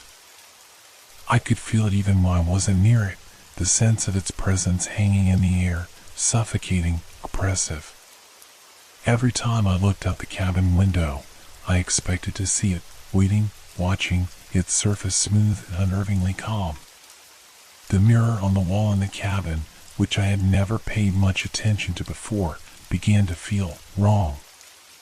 At times, I thought I saw movement in it, like a shadow flickering at the edge of my reflection. I would turn quickly, only to find the cabin behind me exactly as it had been, still and silent. But I knew that it wasn't just my imagination. The lake was inside me now. I couldn't escape it. The whispers came more frequently now, even in the daytime. Soft at first, a murmur beneath my breath, like a distant breeze rustling through the trees. But the moment I closed my eyes, they were there, clear, demanding, insistent, calling me to the water. "Come," they whispered. "Come and see." I tried to resist, tried to ignore the pull, but it was futile. The lake had become an obsession, and I couldn't stop myself from thinking about it, from feeling it, even when I was miles away from the shore. I couldn't escape its grip. I had to go back. Every part of me screamed to stay away. I was afraid. I was terrified. But the fear wasn't enough to stop me. The lake, the figures, the voices, they were all I could think about, all I could focus on. The curiosity, the desire to understand what was happening, to make sense of it, burned like a fire in my chest. I couldn't shake the feeling that there was something I was missing, something important, something just out of reach. The night before, I barely slept. I lay in bed, staring at the ceiling, hearing the whispers in the darkness. I was too afraid to close my eyes, but I was too exhausted to stay awake. And then, as the darkness began to press in on me, I heard it again, the sound of water, soft and rhythmic, like the steady breathing of something ancient. The lake was calling. I couldn't fight it anymore. It was too strong, too all-encompassing. It didn't matter that I knew it was dangerous. It didn't matter that I had no idea what I was getting myself into. The lake had claimed me, and I had no choice but to go back. I stood at the door, staring out into the night, knowing that I would return to the water, knowing that I was walking straight into something I couldn't escape. The lake had a hold on me now, and it was dragging me under. The boat was waiting for me, just as it had before. The cabin was silent as I grabbed my jacket, the air thick with something heavy, something unnatural. The flashlight flickered in my hand as I stepped out into the cold night, the ground crunching beneath my boots. I didn't want to go, but I couldn't stop myself. The boat felt like the only thing keeping me from slipping completely into the dark. As I reached the dock, I could see the faint outline of the boat on the water, waiting patiently, as though it had been expecting me. The wind had died down, and the lake was perfectly still. The world around me seemed to hold its breath, and I could feel the weight of it all pressing in on me. But I couldn't turn away. I stepped into the boat, my fingers trembling as I untied the rope. The moment I started the motor, I felt it again, the coldness, the weight of the water pulling me deeper, further from the shore. The figures were waiting. I could feel their presence like a shadow on the water, like they were watching me from the distance, waiting for me to come closer. The lake was silent now, but I could hear the voices. They were louder this time, clearer, like a song pulling me into its depths. The boat drifted across the water, the ripples spreading out behind me, but I didn't feel the usual sense of peace that had come with my first trip out. This time, the water seemed darker, colder. The silence was oppressive, suffocating. I was no longer in control. Every part of me wanted to turn back, to escape, but I couldn't. I was drawn to it, like a moth to a flame, unable to resist the pull of the lake. And as I drifted further from shore, the air grew heavier, the whispers louder, until they were all I could hear. The figures were close now. I could see their outlines on the shore, standing just beyond the edge of the water, watching me. Waiting. I didn't know what would happen next. All I knew was that I couldn't stop. The lake had me now, and there was no turning back. The days that followed felt like they existed in a blur of exhaustion and confusion. My nights were consumed by dreams that felt more real than the waking hours. I would close my eyes, hoping for rest, only to be drawn back into the lake, into the cold, dark water where the figures waited, their faces staring at me with hollow eyes, their mouths whispering my name. Each dream was a distorted reflection of my waking reality, blurring the lines between what was real and what was not. In some dreams, I was back at the cabin, safe in my bed, the warmth of the fire crackling nearby. But the moment I closed my eyes, the whispers started again, soft at first, but growing louder with each passing second. They spoke in hushed tones, beckoning me toward the water. "Come closer," they would say. "Come see what lies beneath." I would wake, my heart pounding in my chest, but the whispers never stopped. They echoed in my ears, a persistent hum that followed me wherever I went. Sometimes they were faint, like the rustling of leaves in the wind. Other times they were sharp and clear, as if the lake itself was speaking directly to me. The dreams became more vivid, more haunting. I would find myself standing at the water's edge, unable to move, paralyzed by a force greater than my own fear. The lake shimmered in the moonlight, its surface reflecting the faces of the figures, their eyes cold and unblinking. They would beckon to me, their hands reaching out from the water, their voices calling my name.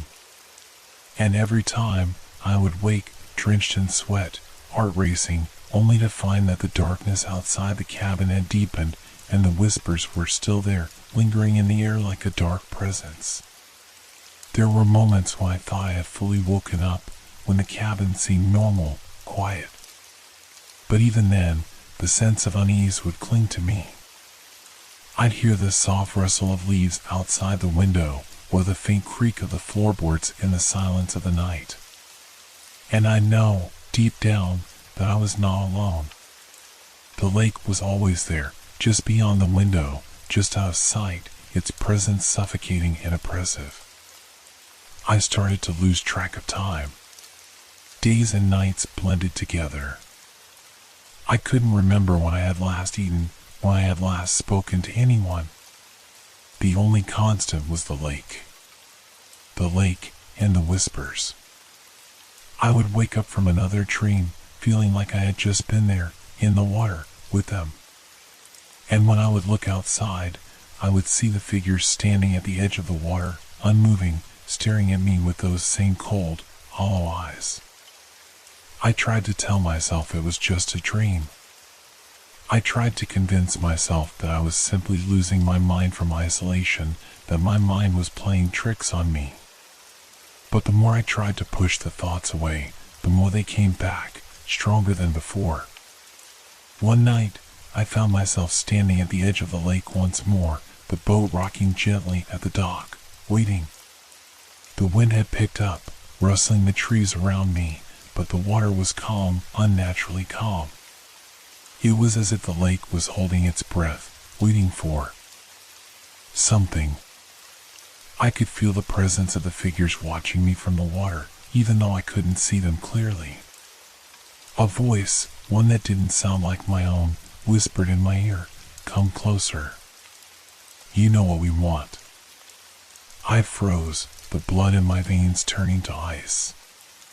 The voice felt like it was inside my head, not just in my ears, but in my very thoughts. It was as if the lake itself was speaking through me, urging me to step into the water, to join them. I shook my head violently, trying to shake the voice from my mind. But it was too late. The whispers were everywhere now, surrounding me, filling the space like smoke. I could hear them clearly, as if they were speaking right next to me. "You're one of us now," they whispered. "You belong here. Come." I stumbled back, my legs weak, my mind reeling. The whispers, the figures, the dreams, they were all connected, all part of something far bigger than me. The line between the waking world and the dream world had disappeared. I was being pulled into the lake, into something I couldn't understand, and I had no way to stop it. I turned and ran, my feet pounding against the ground, the whispers growing louder, chasing me. But no matter how fast I ran, no matter how far I went, I couldn't escape them. They were always there, in the back of my mind, in the silence of the night. The lake had become a part of me, and no matter how much I tried to fight it, I couldn't escape its call. I reached the cabin, slamming the door shut behind me, but the whispers followed me inside. They were in the walls, in the floorboards, in the very air around me. The figures were with me, inside the cabin, watching, waiting. I realized then that it wasn't just the lake that haunted me. It was everything. The whispers, the dreams, the figures, they had followed me back to the cabin. They had already claimed me. And now, there was no way out. I could no longer trust myself. The moments when I thought I was awake, when I thought I was seeing things clearly, were slipping away, dissolving like mist.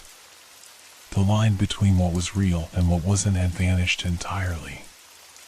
It was as if I was living in a half-dream, walking through a world that didn't quite exist.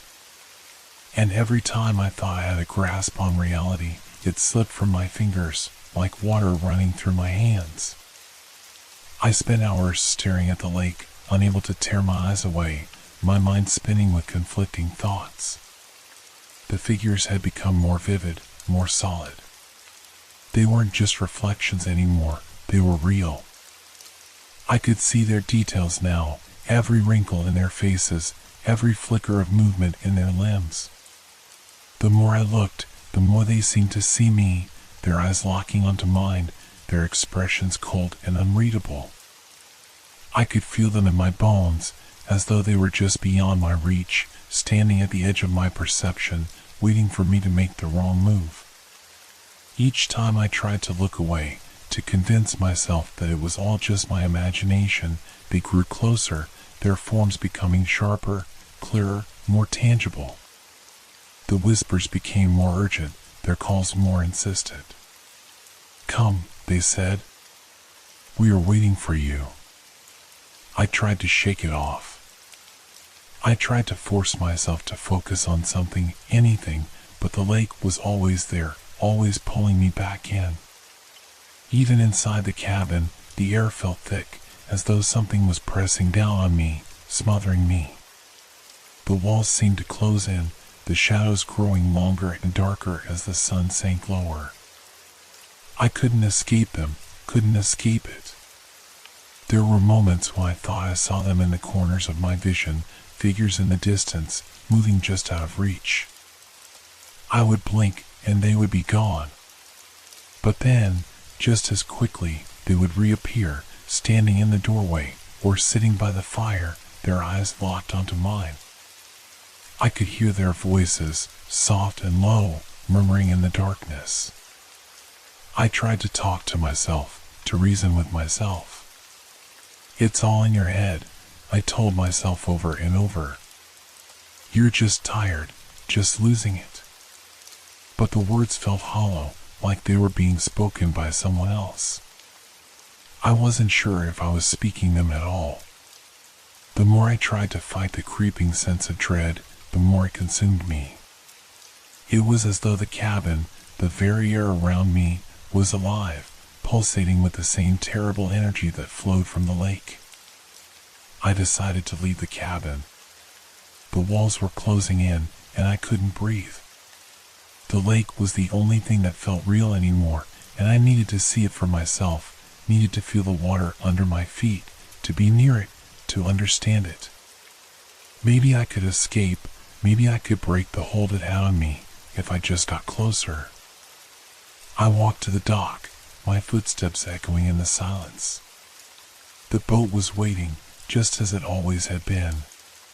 The night was still, the air unnaturally calm. The lake stretched out before me, dark and quiet, its surface reflecting the stars above. But something was wrong. The water didn't look like water anymore. It was alive. It shifted beneath the surface, ripples twisting and turning as though something was moving just below. The figures were still there, watching from the distance, but now they were closer. I could see them more clearly, their faces contorted in silent screams, their bodies jerking in unnatural motions. They were not reflections, not illusions. They were real. I couldn't breathe. The world spun around me, my vision blurring as the voices grew louder, more frantic. "Come," they whispered. "Come to us." My heart hammered in my chest, but my legs moved on their own, carrying me closer to the water. I reached the boat, but before I could climb in, I heard a loud crash, like the sound of something breaking under the water. I turned quickly, my breath catching in my throat, but there was nothing there, just the smooth, glassy surface of the lake. Yet the sound lingered, echoing in my mind. I stepped into the boat, but my hands shook as I untied the rope. The boat rocked, and I felt the weight of something heavy on the water, just beneath the surface, something that was waiting for me. I started the engine, the noise too loud, too real in the stillness of the night. The figures were closer now. They were not just reflections on the water, not just vague shapes in the distance.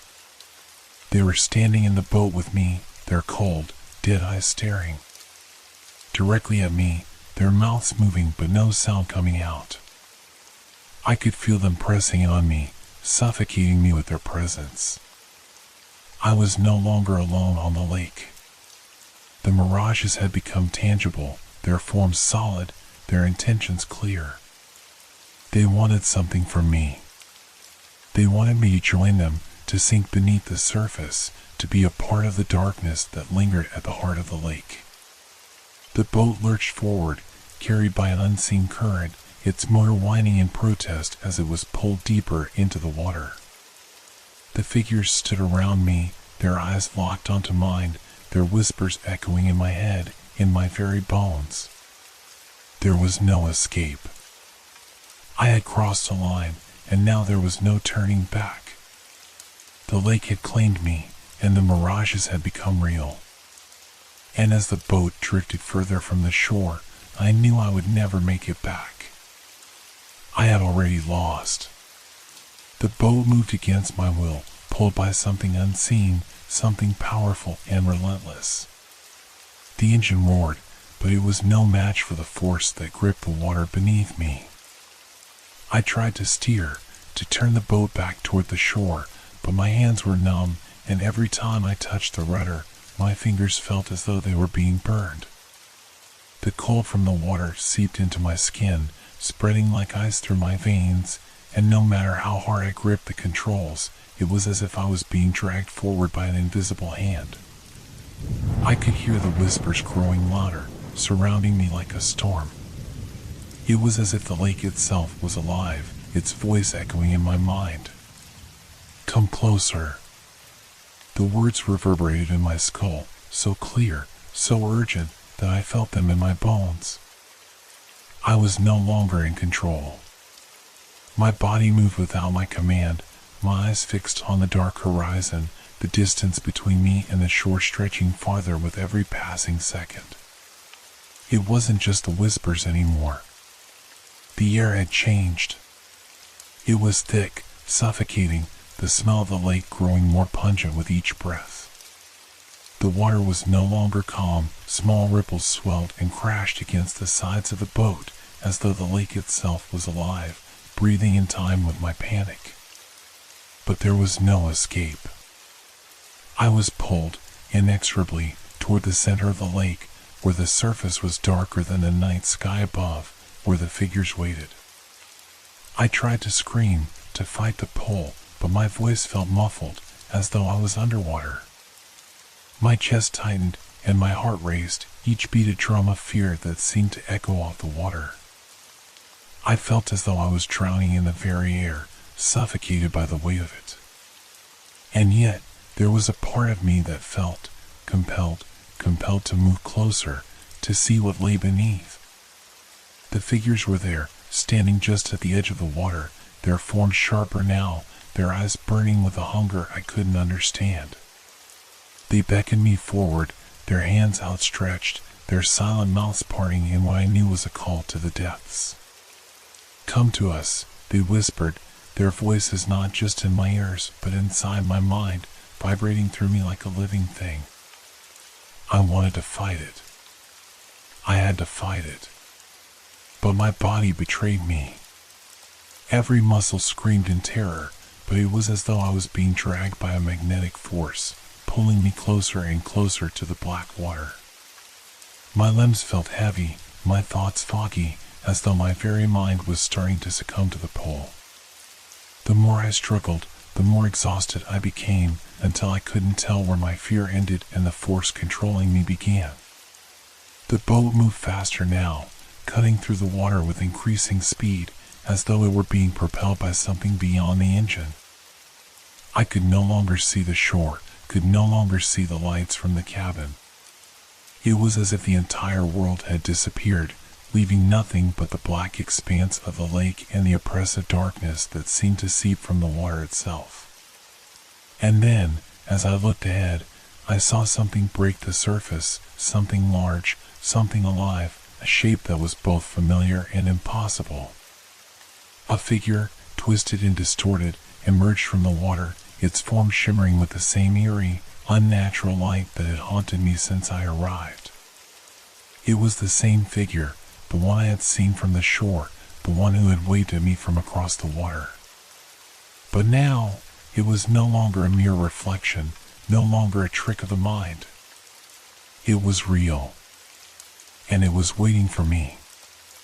I felt the boat lurch beneath me as if it had found a current, dragging me directly toward the figure, toward the heart of the lake. I didn't want to go. I didn't want to see what lay beneath the water, to know what waited for me in the depths. But I was powerless to stop it. The lake had claimed me, and I was being drawn into it, my body no longer my own. The air was thick with the sound of my own breath, ragged and panicked, but all I could hear above it was the whispering. "Come closer. You belong with us." The figure moved, its body rising from the water, stretching out toward me with unnerving speed. Its face was obscured, but I could feel its eyes on me, burning through me.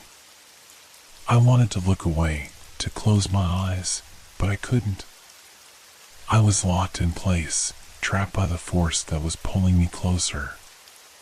My heart raced, my throat tight with terror, but still, I could not stop myself. The boat creaked and groaned beneath me, its wooden frame straining under the pressure of the current. I was so close now, so close that I could feel the cold from the water seeping into my skin, its touch like ice, like death itself. The figure reached out, its hands wet with water, and for a moment, I could swear I saw its mouth twist into a smile, an awful, terrible smile. It wasn't a smile of kindness, not a smile of comfort. It was the smile of something that had been waiting for me, something that knew I had no choice but to come. And then, as the boat lurched again, as the force dragged me even closer, I understood. The lake wasn't just calling me. It was claiming me. The mirages, the figures, the whispers, they were not illusions, not tricks of the mind. They were the lake itself, reaching out to claim my soul, to drag me beneath its surface, where I would become one with it, trapped forever in the depths. I wanted to scream, but my voice caught in my throat. The water closed in, dark and unforgiving, and I knew there was no way out. No escape.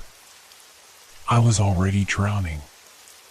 I could no longer tell where the real world ended and the nightmare began. The boundaries had blurred, the edges fraying until everything seemed to dissolve into a swirling, suffocating fog of dread. My mind, once so firmly anchored in the realm of logic and reason, had fractured, splintering into 1,000 jagged shards of fear and confusion. Every time I blinked, the world around me shifted, twisted, and warped. I could see them everywhere. Figures standing in the corners of my vision, their outlines flickering like faulty reflections in a broken mirror. The voices were louder now, an incessant chorus calling to me from all directions, beckoning me toward the lake, toward the void. "Come closer," they whispered. "Join us." But which voices were real? Which ones came from the lake, and which ones were simply the twisted echoes of my own shattered mind? I couldn't tell anymore. It didn't matter. My heart pounded in my chest, every beat a cruel reminder of my own frailty, my inability to escape the tightening grip of whatever force had taken hold of me. I had tried to fight, to resist, but it was useless. The lake was everywhere. In the air, in the walls of the cabin, in my own skin. I could smell it in the air, the wet, musky scent of the water, and hear its silent whispers beneath my breath. I had walked the fine line between sanity and madness for so long, but I was losing my balance. Every step forward felt like a step deeper into some otherworldly abyss. I could still hear the sounds of the world around me, the creaking of the floorboards beneath my feet, the howling wind outside, but they were drowned out by the endless rush of water in my ears, the relentless pull of the lake, the constant presence of them. I looked out the window of the cabin, my eyes scanning the dark horizon, searching for any sign of relief, any sign of realness. But all I saw was the lake, endless, black, and silent. The figures stood at the edge of the water, waiting. I could see them clearly now. I could see them, but I wasn't sure if they were truly there, or if they had been there all along, always watching, always waiting. They were the same as before, too perfect, too still, but now their faces were different, worked by something I couldn't comprehend. The longer I stared at them, the more their features seemed to change, to shift, like images on a film reel caught in a loop. Their smiles were stretched and grotesque, their eyes black voids that consumed everything around them. I turned away from the window, stumbling back into the center of the room. My hands shook, my breathing shallow and quick. The walls of the cabin seemed to close in on me, the air growing thick, suffocating. I could feel their presence, feel them closing in, getting closer with every breath I took. I heard a sound, a scrape, faint at first, but growing louder. It was coming from the water. I knew it. I felt it. The scrape of something large, something alive, moving just beneath the surface. I looked at the door, but it was as if I couldn't make myself move toward it. My legs felt heavy, my body drained of strength, as if the very air around me had turned to lead. The whispers were louder now, almost deafening, but they weren't just in my ears anymore. They were in my head, swirling around me like a violent storm. I tried to speak, to scream, to shout, anything to break through the overwhelming noise, but no sound escaped my mouth. My throat felt thick, clogged, as though something was pressing against it from the inside. Panic surged through me, and I staggered toward the door, reaching for the handle with trembling hands, but as I touched it, I felt a cold, wet sensation seep into my skin. I yanked my hand away, gasping for air, but when I looked at it, I saw it wasn't my hand at all. It was water, cold and dark, dripping from my fingers as though I had just pulled it from the lake itself. My stomach lurched, and I backed away, stumbling in a daze. No, no, no, I thought, but the words had no meaning anymore. I couldn't make sense of anything. My mind was a shattered mess, a puzzle whose pieces didn't fit together anymore. I didn't know where the water had come from, didn't know how it had gotten inside the cabin, but I could feel it creeping over the floor, inching closer to my feet. I turned to the window again, unable to stop myself, and saw the figures standing there, closer now, too close. Their faces were a blur of motion, shifting and warping with every heartbeat, like a nightmare I couldn't escape. I felt something sharp, cold, and wet brush against my leg, and I looked down to see the floor of the cabin flooded, the water creeping up around my ankles. I couldn't move. I couldn't breathe. My body was frozen, trapped in some kind of paralysis. The lake had already claimed me, its touch suffocating and real. The water was rising, slowly, steadily, until it reached my knees, my waist. I felt it wrap around me, pulling me down, pulling me under, as though the very walls of the cabin were sinking into the depths of the lake. "Come," they whispered again. "Come to us." And I realized, with a sickening clarity, that I had never truly left. I was already in the water, already lost, and now there was no escape. My mind had broken, and the mirages had become my reality. There was no distinction anymore. I had slipped into the madness, into the depths of the lake itself. And I would never return. The air was thick, saturated with a cold dampness that seemed to seep into my bones, curling through my skin, gnawing at me from the inside. The lake stretched out before me, its surface now an endless sheet of black, reflecting nothing but the emptiness of the world around it. I couldn't tear my eyes away from it. The pull, subtle at first, was now undeniable, an invisible force that seemed to draw me toward the water. But it wasn't just the lake. It was them. I could feel them everywhere.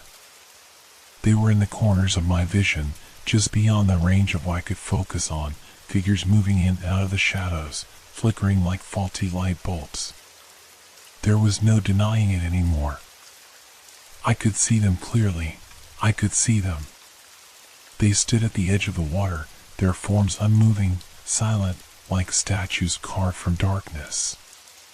But then one of them shifted. A slight movement, so subtle I might have imagined it. But no, it was real. I was sure of it. My heart raced. I took a step forward, and then another, my feet moving of their own accord, the pull too strong, too overwhelming to resist. And then more of them appeared. One by one, they emerged from the mist that clung to the lake, their figures becoming clearer with each passing second. They weren't all the same. Some were tall, others small, their features twisted in ways I couldn't quite comprehend. Their faces, if they could even be called that, were empty, hollow, but their eyes were alive, wide and black, staring right at me with a hunger I couldn't escape. It felt like a dream, yet I knew it wasn't. The cold water at my feet was real. The weight of it was real. The fear suffocating my chest was real. But still, they kept coming. They stepped closer, the distance between us shrinking with each breath I took, their presence closing in like a vice. I wanted to scream, to run, to turn and flee from the water, but my body wouldn't obey. My limbs felt heavy, sluggish. It was as if something was holding me here, something in the air, something in the very ground beneath my feet, keeping me rooted in place. I couldn't move. I couldn't speak. The only thing I could do was watch as they came closer, slowly, inexorably. Each of them reached out toward me, their arms stretching, their hands fingers that twitched with unnatural anticipation. The whispers grew louder, more distinct, but now they were not just words, they were commands. Come closer. Join us. You belong here. The words echoed in my mind, reverberating against the walls of my skull. My heart beat faster, my skin prickled with cold, but I couldn't move. The mirages had become tangible, more real than the ground beneath my feet, more real than the cabin behind me. I could feel their presence pressing in from all sides, surrounding me, drowning me in their cold, suffocating reach. I looked to the sky, anything to pull me from this nightmare. But the sky was dark, unnaturally so, as though the stars themselves had abandoned the world. The air, thick with dread, seemed to stretch forever, unbroken, as though the universe itself had folded in on this place, this cursed patch of earth. But the figures were still coming, their movements slow, deliberate. I could hear the sloshing of the water as they waded closer, and I realized, with a sickening jolt, that I hadn't heard the wind in a while. It was as if the world had gone silent except for them, their whispers, their steps, the rhythmic sound of the water, and the ever-present pull of the lake. I was so close to them now. I could see the outlines of their faces, distorted, stretched like reflections in a shattered mirror. One of them, an older man, stared at me, his mouth open in a silent scream, but no sound came from him. His eyes were wide, pleading, but there was something wrong about them. Something empty. Come closer. Their voices surged in unison, a tide of sound that crashed against my ears, their collective whispers now indistinguishable from one another, their faces now indistinguishable from the others. They blurred together, moving closer and closer, until they were all around me, until I was surrounded by nothing but their cold, unblinking eyes, their outstretched hands, their empty gazes. I felt a sharp chill at the back of my neck, a presence behind me. But when I turned, there was nothing there, nothing but the dark, empty air. And then, as if on cue, I heard it, a soft scrape against the water. A sudden ripple spread across the lake, and in that moment, I realized they weren't just reflections, weren't just figures caught in the mist. They were waiting for me. I could feel it in my bones. I could feel them pushing me, pulling me toward the edge of the lake. There was no escape. They weren't illusions. They weren't memories. They were something far worse. Something that had always been here, always been watching, always waiting for me to fall into the trap of the lake. I felt my feet slide beneath me, the water creeping higher, dragging me deeper. The figures were closer now, their cold, dead hands almost touching me, their eyes burning with a terrible hunger. I didn't have the strength to resist anymore. They had already claimed me, already pulled me in. The lake whispered louder and louder. Tom. I couldn't breathe. The coldness of the water surrounded me like a vice, my legs heavy, pulling me down. The figures were everywhere now, their dark forms closing in on me, filling my vision. Each one seemed to move in perfect synchrony, as though they were a part of the very air, the lake, the night. Their whispers had become a cacophony, a maddening chorus that filled my mind, drowning out any shred of reason I had left. Come closer. The words weren't just whispers anymore, they were like commands, spoken directly into my mind, their voices crawling under my skin, burrowing deep into my thoughts. I could feel them, all of them, surrounding me, their presence more suffocating than the darkness pressing in from all sides. I tried to move. I tried to fight, but my body felt as though it belonged to someone else, as though I were trapped inside a shell, helpless. I couldn't push forward, couldn't escape. The water tugged at me, urging me deeper into the lake's depths, and the figures hovered, their cold, ghostly hands reaching out, brushing against my skin. One of them, a woman with a pale, expressionless face, stepped closer, her fingers inches from my shoulder. Her eyes were wide and empty, devoid of life, yet I could feel the weight of her gaze pressing against me, suffocating me. Her mouth opened, but no sound came out, only a rush of air that smelled like decay and rot. I fought against the pull, my arms trembling as I raised them to strike, my fingers scraping at the water's surface as though I could fend them off. But no matter how hard I struggled, they always seemed to be one step ahead, slipping through my fingers, their ethereal forms flickering like smoke, just beyond my reach. You belong here. The voice was all around me, in my ears, in my head, vibrating through the very air. My pulse raced to my temples. This wasn't real. This couldn't be real. But they were real, they were pulling me under. I twisted in the water, kicking my legs, but the more I fought, the deeper I sank, the weight of the water pressing down on me, dragging me to the bottom. My heart pounded in my chest, my breath coming in shallow gasps, as the lake seemed to open up beneath me, stretching into an endless abyss.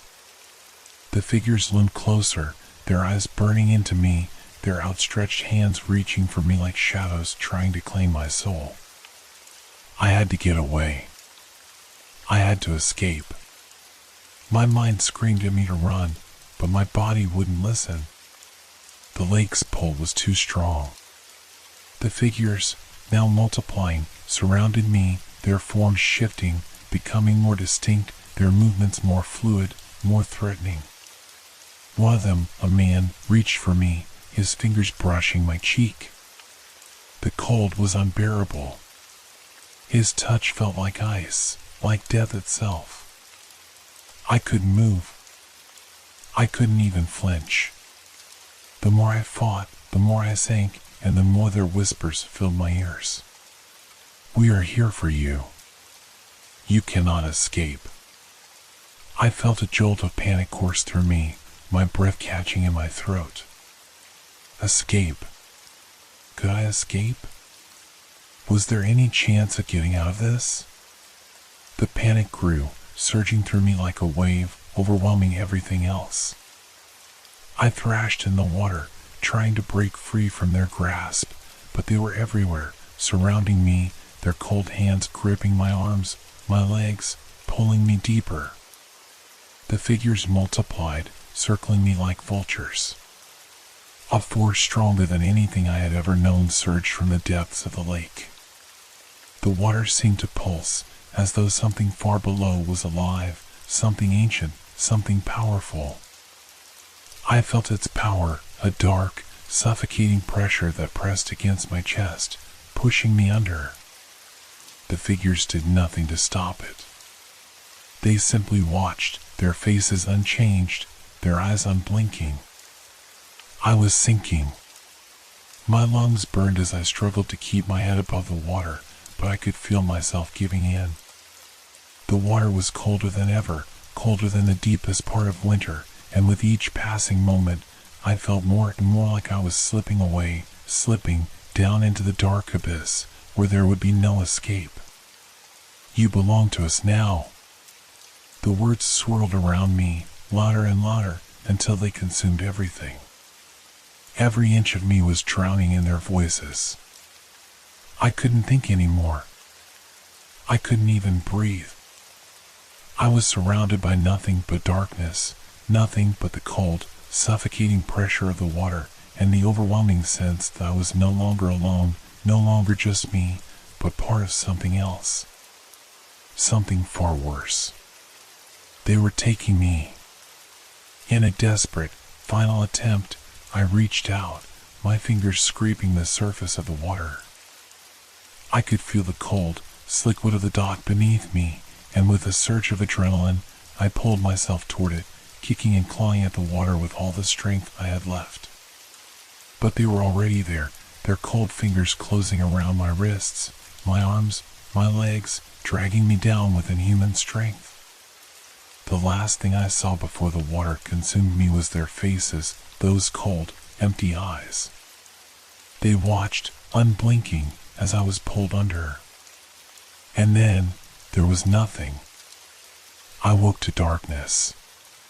My lungs were full of water, my chest tight, my body aching as though it had been crushed beneath a heavy weight. For a moment, I couldn't move, couldn't think. All I could feel was the suffocating cold that had wrapped itself around me, the pressure of the water still pressing down on my body like an unrelenting hand. My eyes fluttered open, but all I saw was the black void of the lake, endless, stretching, consuming. But then, slowly, the darkness began to lift.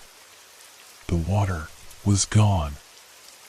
I was lying on solid ground, the cool earth beneath me offering no comfort, no relief. My body trembled as I pushed myself up, gasping for air, coughing out the remnants of water from my lungs.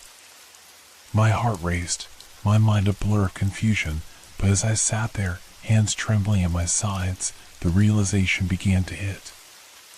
I wasn't alone. The lake, the water, the figures, they were all still there.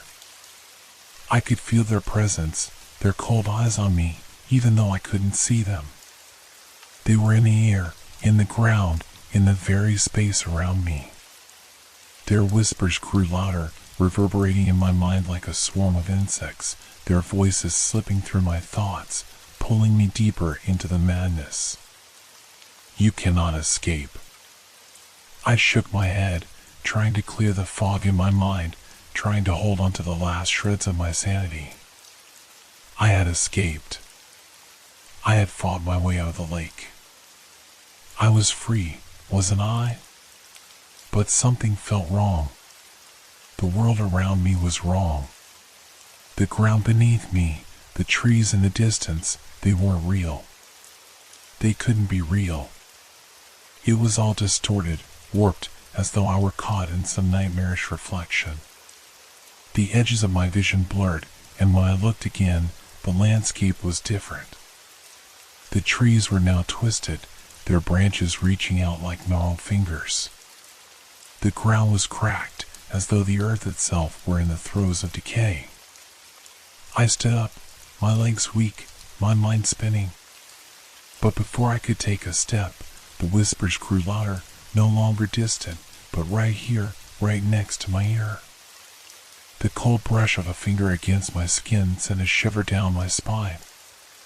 I turned around, expecting to see one of the figures, but there was nothing. Just the distorted landscape, the twisted trees, and the suffocating silence. And then, the figure appeared. A man, his face a blur of darkness, like smoke swirling in the air. He was standing at the edge of the lake, his arms outstretched, beckoning me. His eyes, dark and hollow, bore into me with a hunger that made my skin crawl. His lips moved, but the words he spoke didn't reach my ears. Instead, they entered my mind, echoing in a voice that was both inside me and around me, reverberating through every bone, every fiber of my being. Tum. I stepped forward without thinking, my body moving as though controlled by a force greater than my own will. Each step was slower than the last, each movement heavier, as though the very air had thickened, dragging me toward him. The figure remained motionless, waiting for me, his gaze fixed on mine. You cannot escape, not from what you have awoken. The words wrapped around my mind, squeezing tighter with every syllable. A realization began to settle in, heavy and cold. The mirages, the figures, they were not just illusions. They were something more. They were alive, trapped in this place, bound to the lake's cursed past. They were memories, echoes of those who had vanished before me, caught in an endless cycle, forever repeating their fate. The water had never let me go. It had pulled me into its depths not to drown me, but to claim me, to trap me in this cycle of illusions, this never-ending loop of torment. The lake fed on the souls of those who came too close, who were foolish enough to believe that it was just a mirage. I wasn't the first. I wouldn't be the last. I turned away from the figure, my heart racing in my chest, but my body still felt numb, disconnected, as though I were watching someone else move. I stumbled backward, my breath shallow, as the landscape around me continued to warp and twist. The trees began to bend, their branches reaching toward me like grasping hands. The ground beneath me cracked open, revealing an abyss that seemed to stretch down into eternity. And the whispers, they grew louder, more desperate. You belong to us now. I closed my eyes, trying to block out the sound, trying to escape the pull of the lake, but I could feel it, the water beneath me, the pressure rising, pushing me down, dragging me into the depths. It wasn't just the lake itself, it was the curse, the endless cycle of death and rebirth, the spirits of the lost trapped in this place, forever doomed to repeat their final moments. I understood now. The mirages weren't just the reflections of the past. They were part of it, part of the lake's curse. They were the lake's way of luring in new souls, of trapping them in a never-ending loop of illusions, of feeding off their fear, their confusion, their desperate attempts to escape. There is no escape. My mind snapped, the weight of the realization crashing down on me, and I finally understood. The lake had claimed me, as it had claimed countless others before me. I had become one of them, trapped in its grip, lost in its illusions, bound to its cursed past. And there was nothing I could do to stop it. I had to leave. I had to escape this. The lake, this place, it was consuming me, tearing me apart piece by piece. My breath came in ragged gasps as I staggered toward the water's edge, my legs barely able to hold me. The distorted trees leaned in closer, their twisted branches stretching toward me as though they were alive, as though they were trying to pull me back. But I couldn't stop. I couldn't stay here any longer. I reached the water, my feet sinking into the cold, wet sand. I looked out at the lake, its surface still, unnaturally calm, reflecting the twisted landscape like a perfect mirror. The figures, the mirages, they were waiting. I could feel their eyes on me, could hear their whispers, low and persistent, urging me to come closer, to fall into their trap. Don't fight it. It's too late. You belong here. I shook my head, forcing myself to move forward, to step into the water. I didn't care anymore if they were real or just illusions.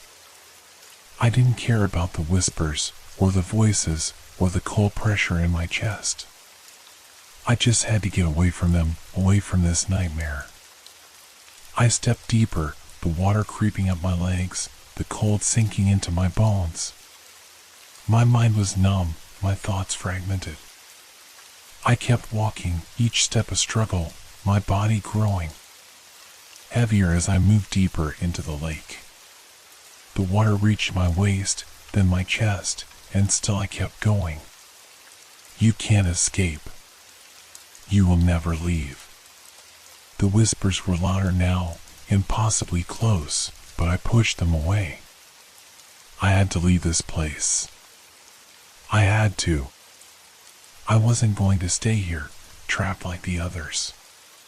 But then, suddenly, something changed.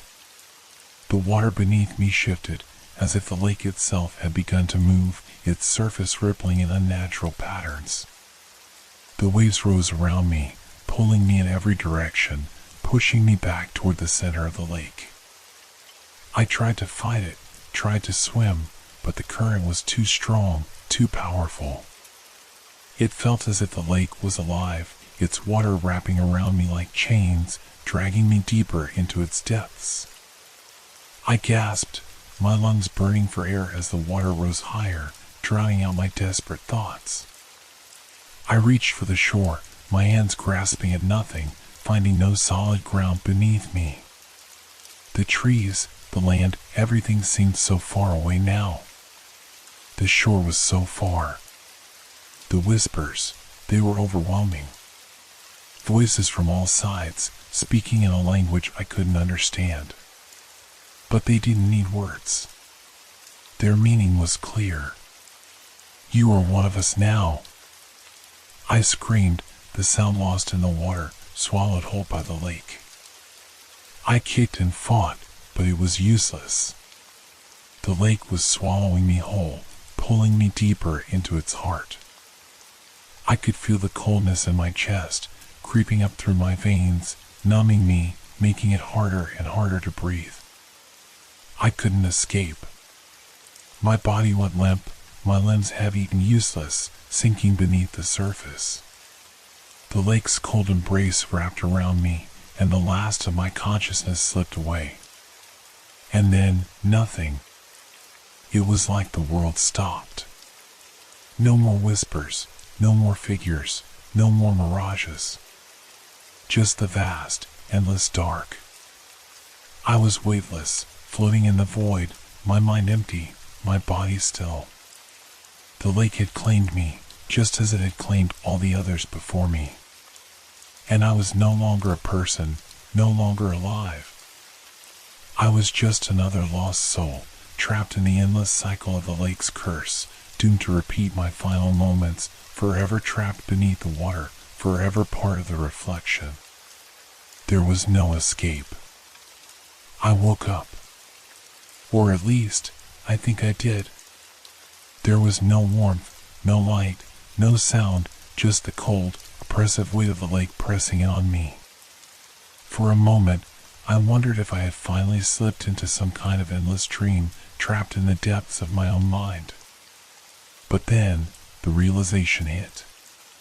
It wasn't a dream. It wasn't some fantasy of escape. This was real. The lake had claimed me. I had been dragged down, deeper than I could have ever imagined. It was no longer the same place it had once been. The water had taken on a strange, unnatural quality, its depths swirling like a vortex, pulling me into its core. The figures, those elusive shadows from before, surrounded me now, no longer just reflections or illusions, but real, solid forms. They were the souls of those who had vanished before me, their bodies broken and lost beneath the surface, forever bound to the lake's cursed existence. Each one of them had a story. Each one had been lured here, just as I had. I could feel their presence, feel the weight of their past lives pressing down on me, forcing me to see the truth. The lake was not a serene, tranquil place. It was a trap. A cursed stretch of water filled with the souls of the lost and the damned, all caught in a never-ending cycle of death and despair. The mirages weren't just illusions. They were lures, hooks cast into the world of the living, dragging in the unsuspecting, offering them the promise of something they wanted, peace, rest, perhaps even redemption. But all it offered was another layer of suffering. I could feel their eyes on me. The lost souls, they had once been just like me. They had seen their reflections. They had heard the whispers. They had believed they could escape. But they had been wrong. The whispers in my mind grew louder, the voices now familiar, as though I had known them all along. You are part of us now. There is no return. This is your fate. I opened my eyes, but all I could see was the endless, swirling abyss. The lake had claimed me, just as it had claimed all the others. I was sinking deeper, the pressure of the water increasing with each passing second. The mirages, the figures, they circled around me now. Some were familiar, faces I had seen before, faces that had once been human. But their eyes were empty, hollowed out by the passage of time, by the lake's insatiable hunger. I tried to speak, but no words came. The water filled my lungs, choking me, and yet I wasn't drowning. Not yet. The lake kept me alive, kept me in this endless state of limbo, just as it had done to all the others. It fed on us, trapped us, forcing us to remain here, trapped between the world of the living and the world of the dead. The more I tried to resist, the more I realized the truth. The lake was not just a place of water, it was a place of souls. It had no end, no beginning. It was a cycle, an endless loop of torment. Those who came to the lake seeking peace or solitude became its prisoners, their souls trapped in its depths. The mirages were not just reflections of the lake's past, they were the lake itself, the lure that drew people in, pulling them toward the water, toward their doom. And then, in a flash of clarity, the truth came rushing at me. The mirages weren't just trying to claim me. They were trying to warn me. They were the remnants of the lost souls who had failed to escape, their last desperate attempts to stop others from making the same mistake. But it was too late. I had already stepped into the trap. I had already given myself over to the lake. And now, there was no escape. The darkness closed in, the water pressing against my skin as the figures gathered around me, their hollow eyes staring, judging, condemning. I had become one of them, another lost soul, another name whispered on the wind, another figure drifting beneath the surface, waiting for the next to fall into the lake's unyielding grip. This is your fate. The truth was clear now. The lake wasn't just a place, it was a prison.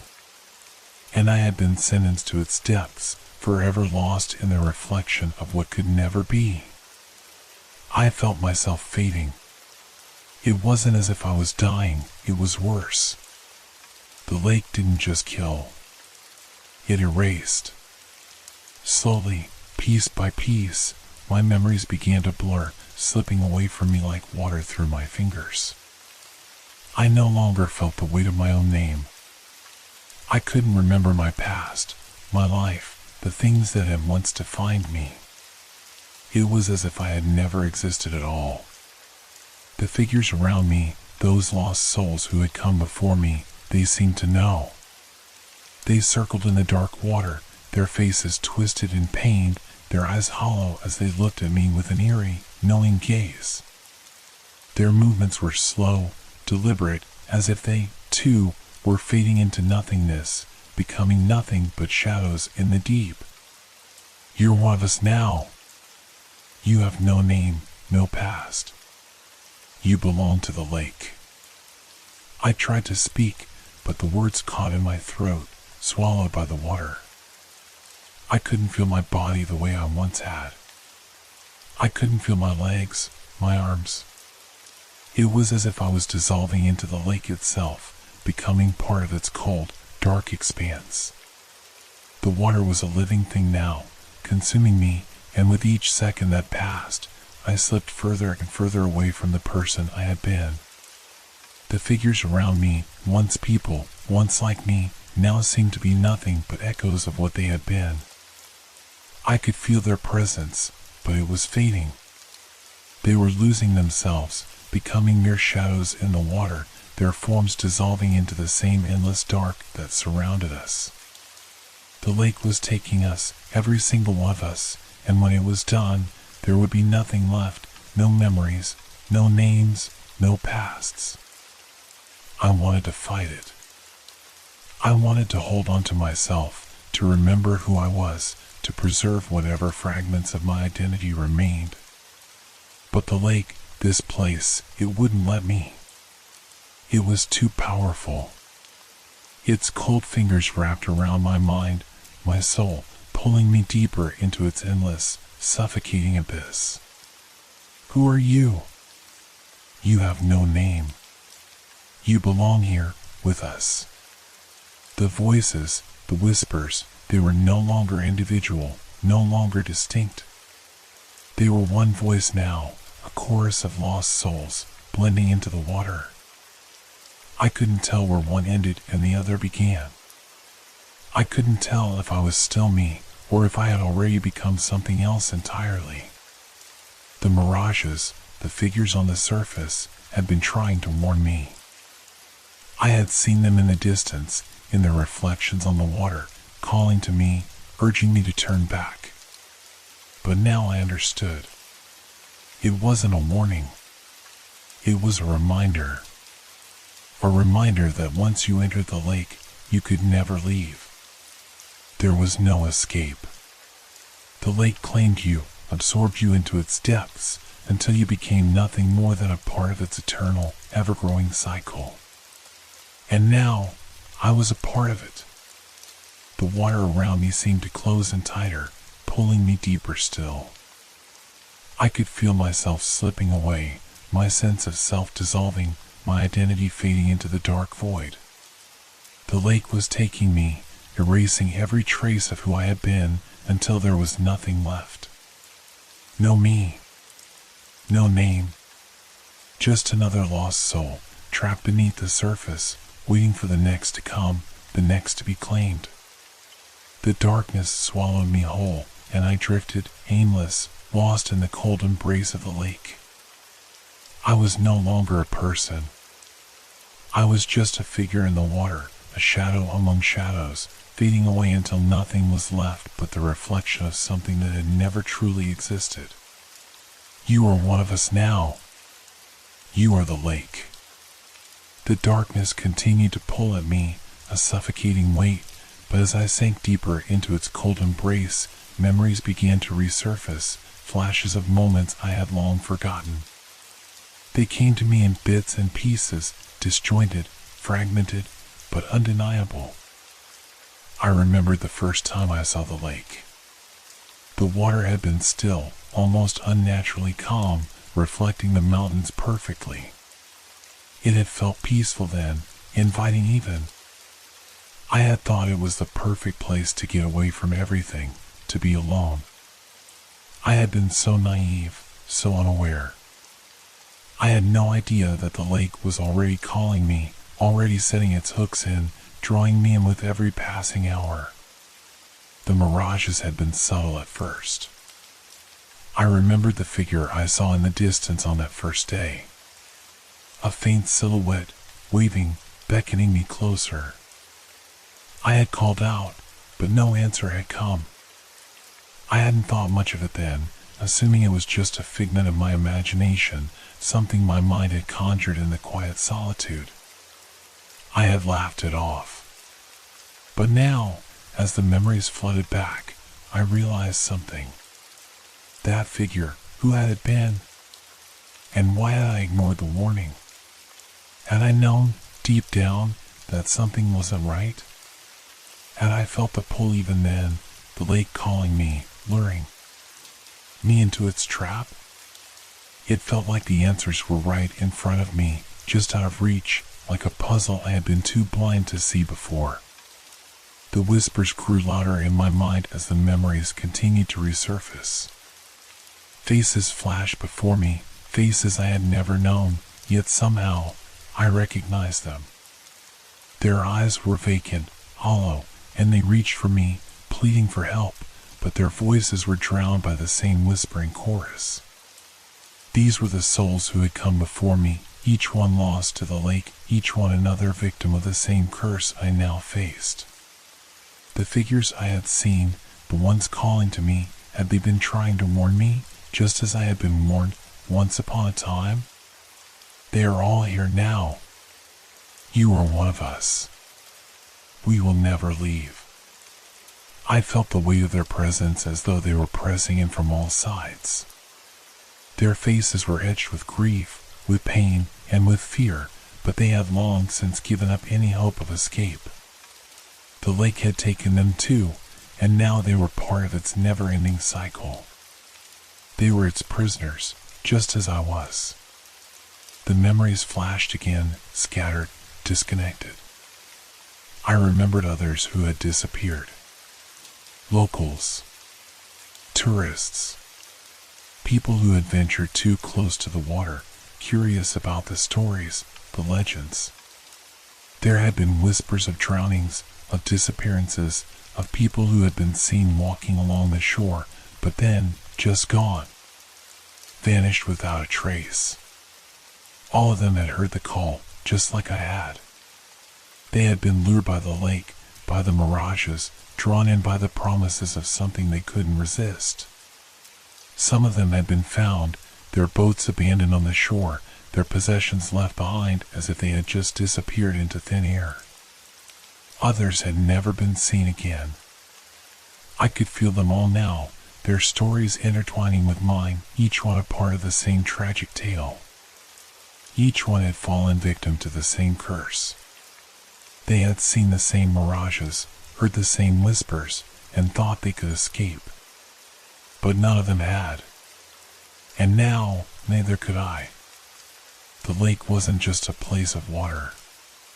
It was a living, breathing entity, feeding on the souls of those who were foolish enough to get too close. Those who saw the mirages were never meant to escape.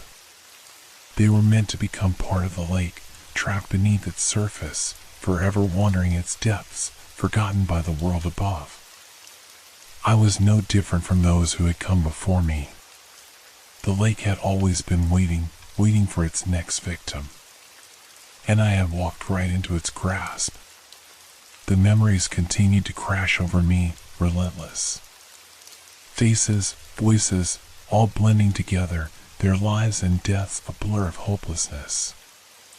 I tried to scream, to fight, but my voice was swallowed by the water. The figures surrounding me reached for me, their hands cold and unyielding, pulling me deeper into the darkness. Their eyes, once filled with fear, were now empty, hollow, just like mine would be. You are lost now.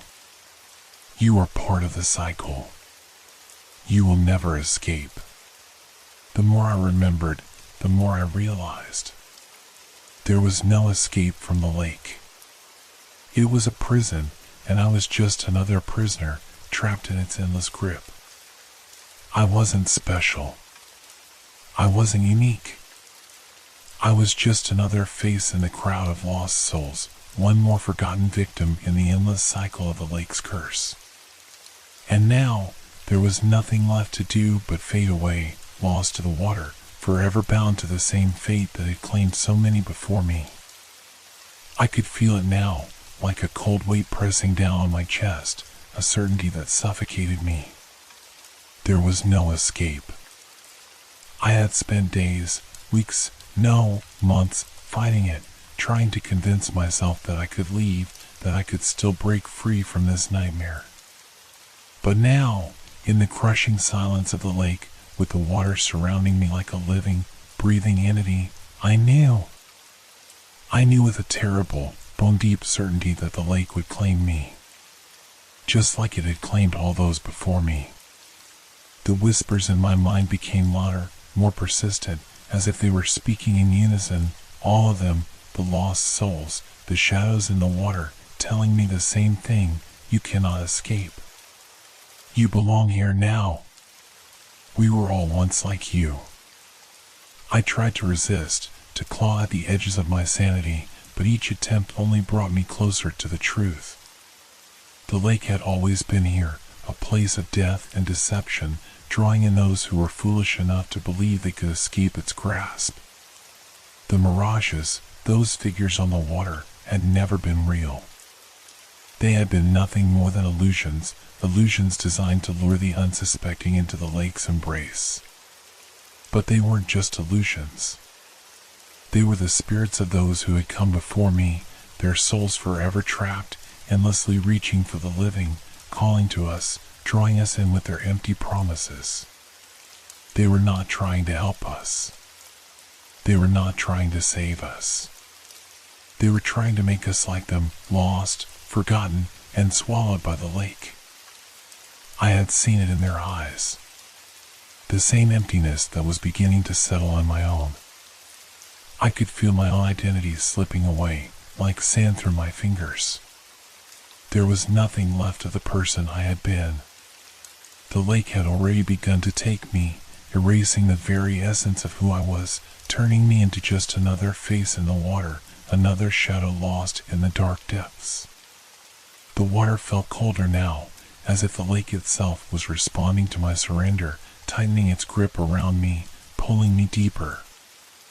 I could see the figures more clearly now, no longer distant, blurry images, but real, solid shapes in the water, their faces twisted with sorrow and rage.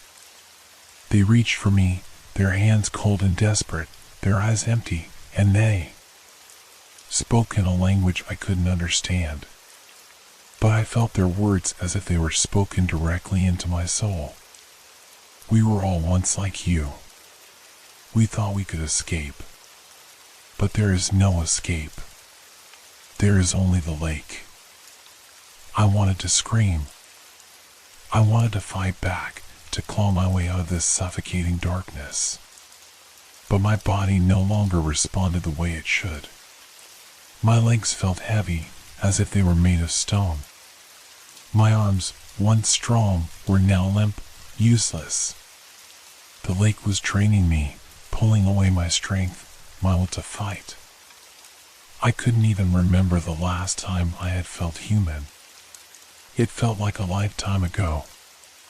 Maybe it had been. The worst part? The worst part was the feeling of acceptance, of resignation. The realization that I wanted to stop fighting. I wanted to give in. The lake was taking everything, but at least it was taking me somewhere. Somewhere where the pain would stop. Somewhere where I wouldn't have to remember the horrors of the world above the surface. Somewhere where the whispers would finally stop. But the lake wasn't kind. It didn't give peace. It didn't give rest. It only took. It only consumed. You are nothing. You are lost. The words echoed in my mind, louder than ever. My thoughts were fading, slipping into the dark waters, sinking deeper with every second. I could feel myself becoming a part of it, becoming one with the lake. The figures that surrounded me, they had all been like me once, full of life, full of hope. But the lake had taken that from them. And now, it was taking me. It wasn't just the lake that was cursed. It was us. We were all cursed the moment we set foot near it. The lake didn't just claim your life, it claimed your soul. It erased who you were, and it kept you there, forever. Trapped beneath the surface, where you couldn't escape. No one ever truly left. And now, I was one of them. I could feel it happening. My thoughts, my memories, my very essence, all of it was slipping away, swallowed by the water. The figures around me, the ones who had vanished before me, reached out again, their cold hands brushing against mine.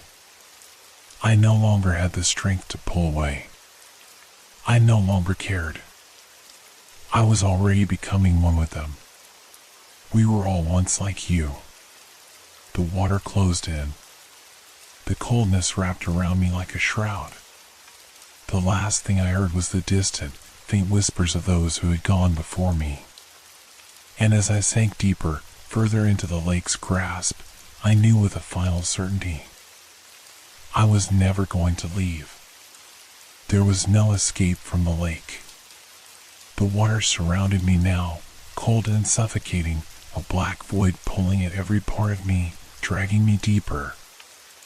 I had no strength left to fight. My limbs were heavy, like they no longer belonged to me, as if the lake had already claimed them. The surface above me seemed so distant, a faint, unreachable glow far beyond my grasp. The lake was closing in, and I knew it wasn't going to let me go. I had tried to run. I had tried to make sense of it, to find a way out.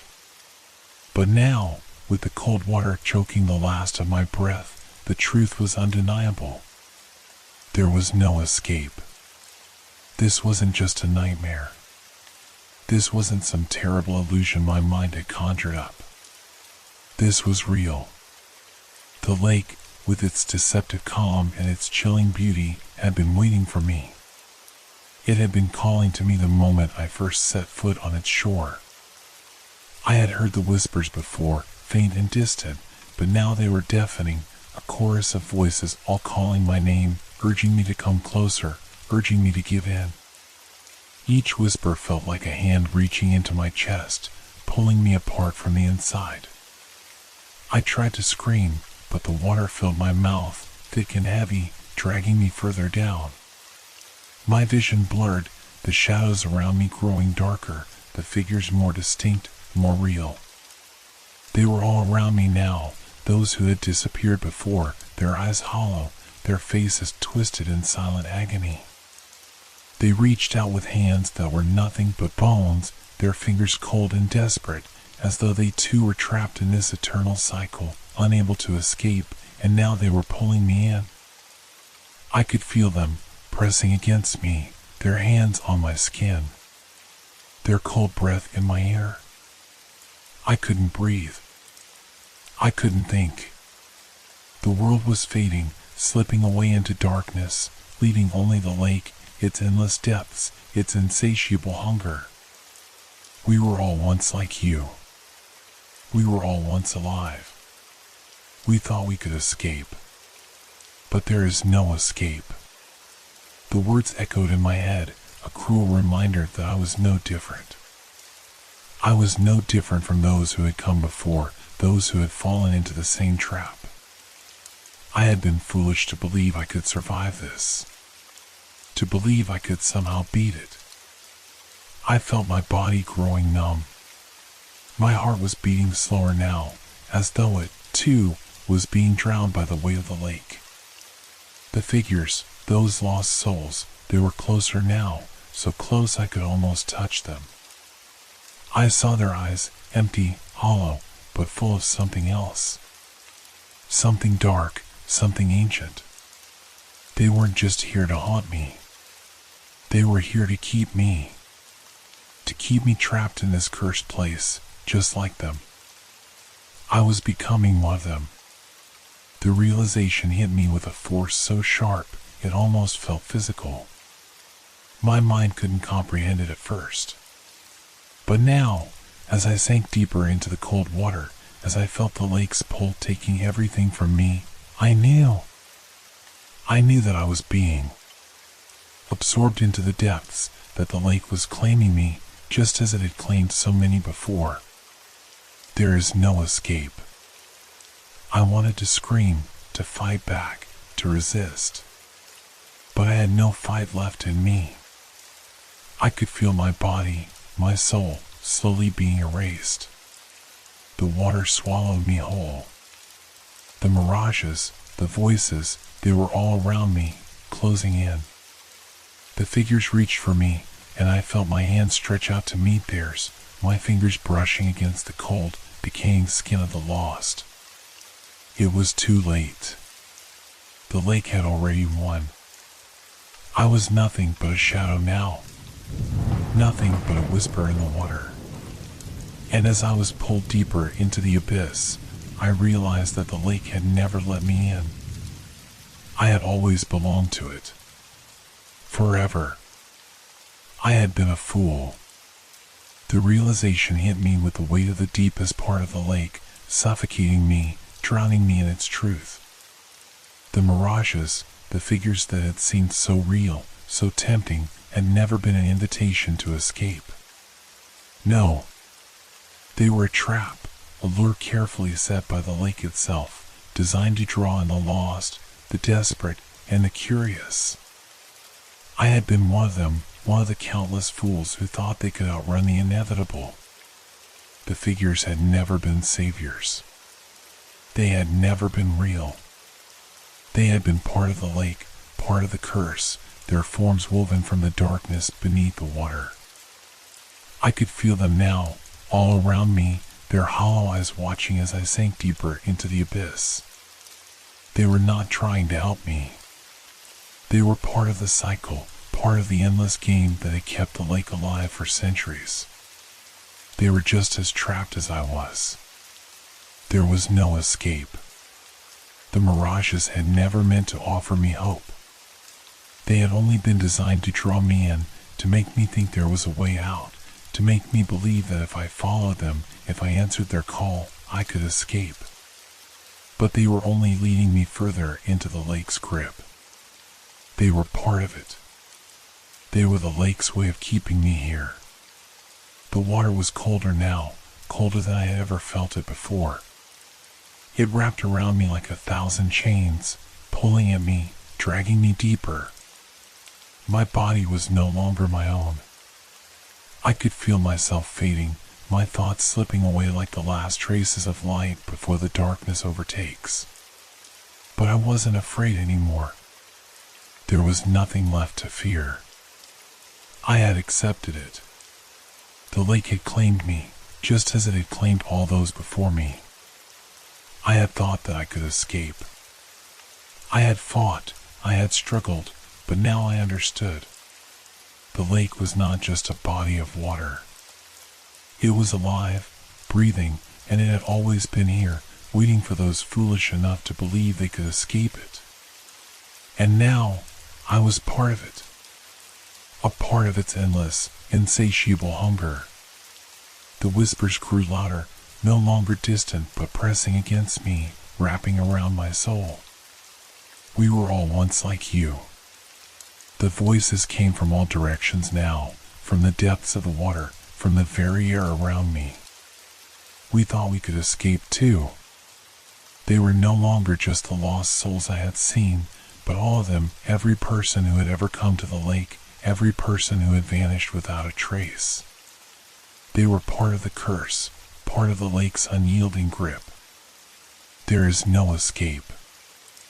I tried to resist, but it was pointless. My will was nothing against the weight of the water, against the pull of the lake. The lake was too strong, too old. It had been here long before I had ever arrived, and it would remain long after I was gone. I was nothing. I was nothing but another whisper in the wind, another ripple on the surface. And then, As the water closed in, as the figures began to surround me, I understood. The mirages weren't just luring us in, they were keeping us. The lake didn't let go. It never did. It swallowed us whole, consumed us, and in return, it gave us the illusion of life. It gave us the illusion of freedom, of hope. But it was never real. I was lost. And I knew now, with every part of me, that I would remain lost forever. I closed my eyes, letting the cold water pull me deeper, letting it take me completely. The figures were all around me now, their hands cold against my skin, their voices filling my mind. They whispered the same words over and over, a lullaby of doom. You are one of us now. And as I was swallowed by the darkness, the lake's insatiable hunger claimed me fully. I was never meant to escape.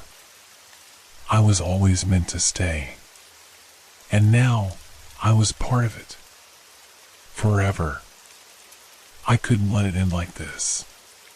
Not yet.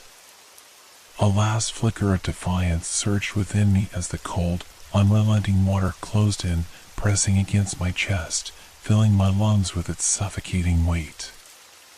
For a moment, I thought I could still fight it. I could still escape.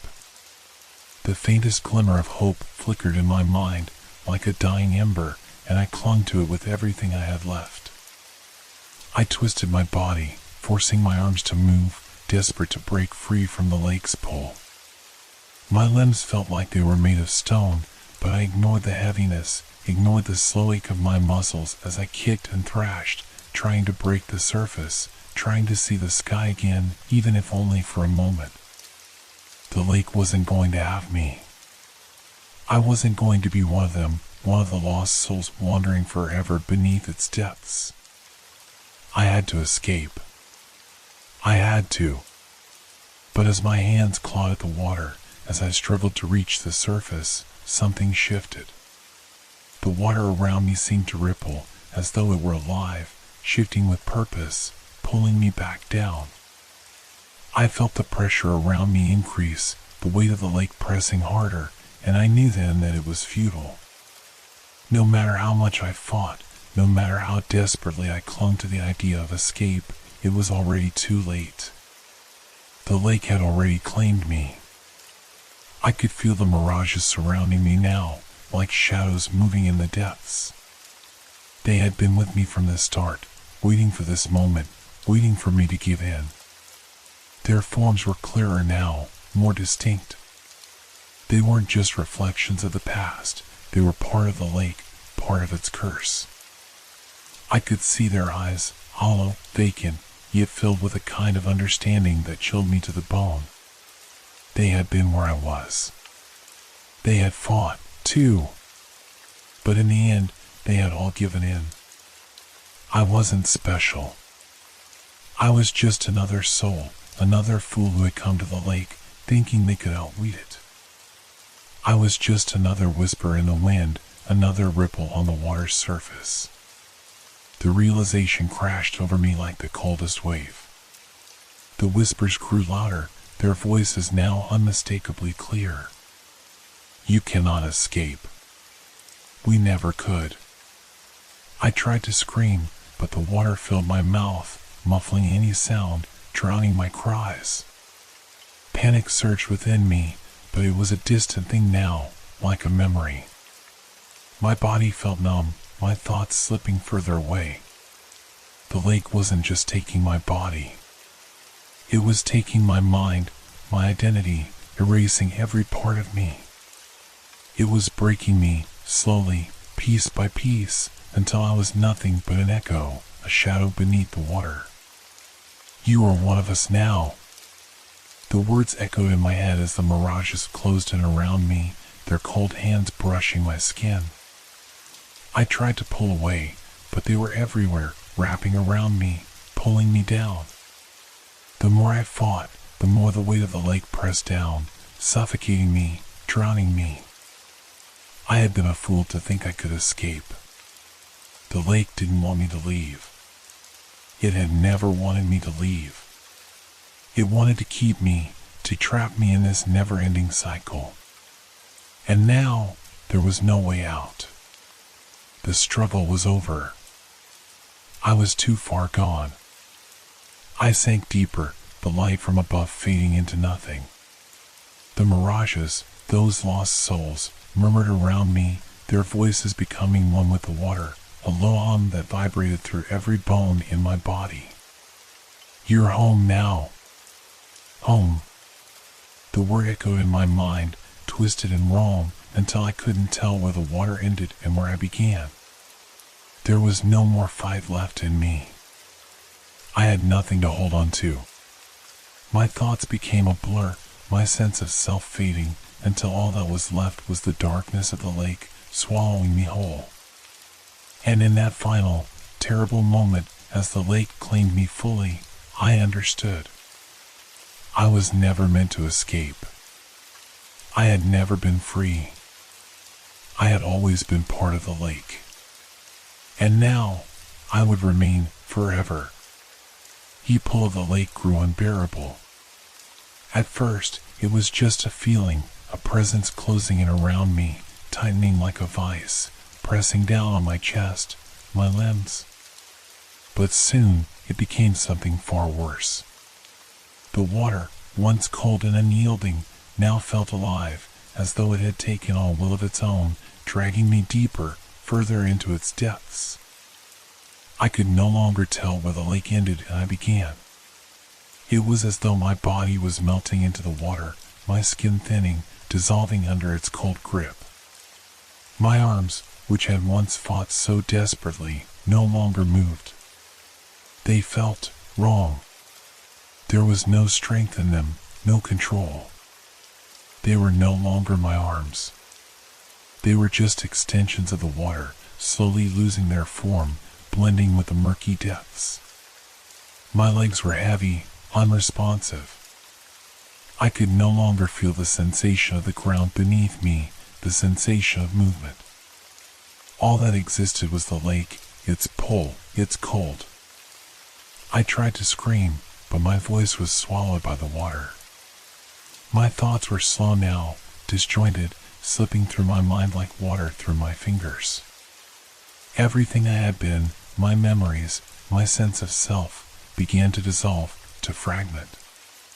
The more I tried to hold on to who I was, the more it slipped away, leaving behind only the cold, unyielding darkness. This is it, I thought. This is where I belong now. The realization was chilling, but strangely freeing. There was no fight left in me. The lake had already claimed me, and all I had left to do was give in. The mirages, those distorted souls, surrounded me now, their faces more vivid, their whispers louder, more insistent. They weren't just reflections. They were part of the lake's curse, part of the endless cycle of those who had come before me, drawn in by the same pull, by the same hopeless struggle. They had fought too, just like me. But now, they were no longer individuals. They were fragments of the lake, pieces of its curse, and so was I. You were one of us, they whispered, their voices no longer separate, but a chorus that echoed within my skull. You are home now. Home. It was no longer a word I could comprehend, not in the way I had once understood it.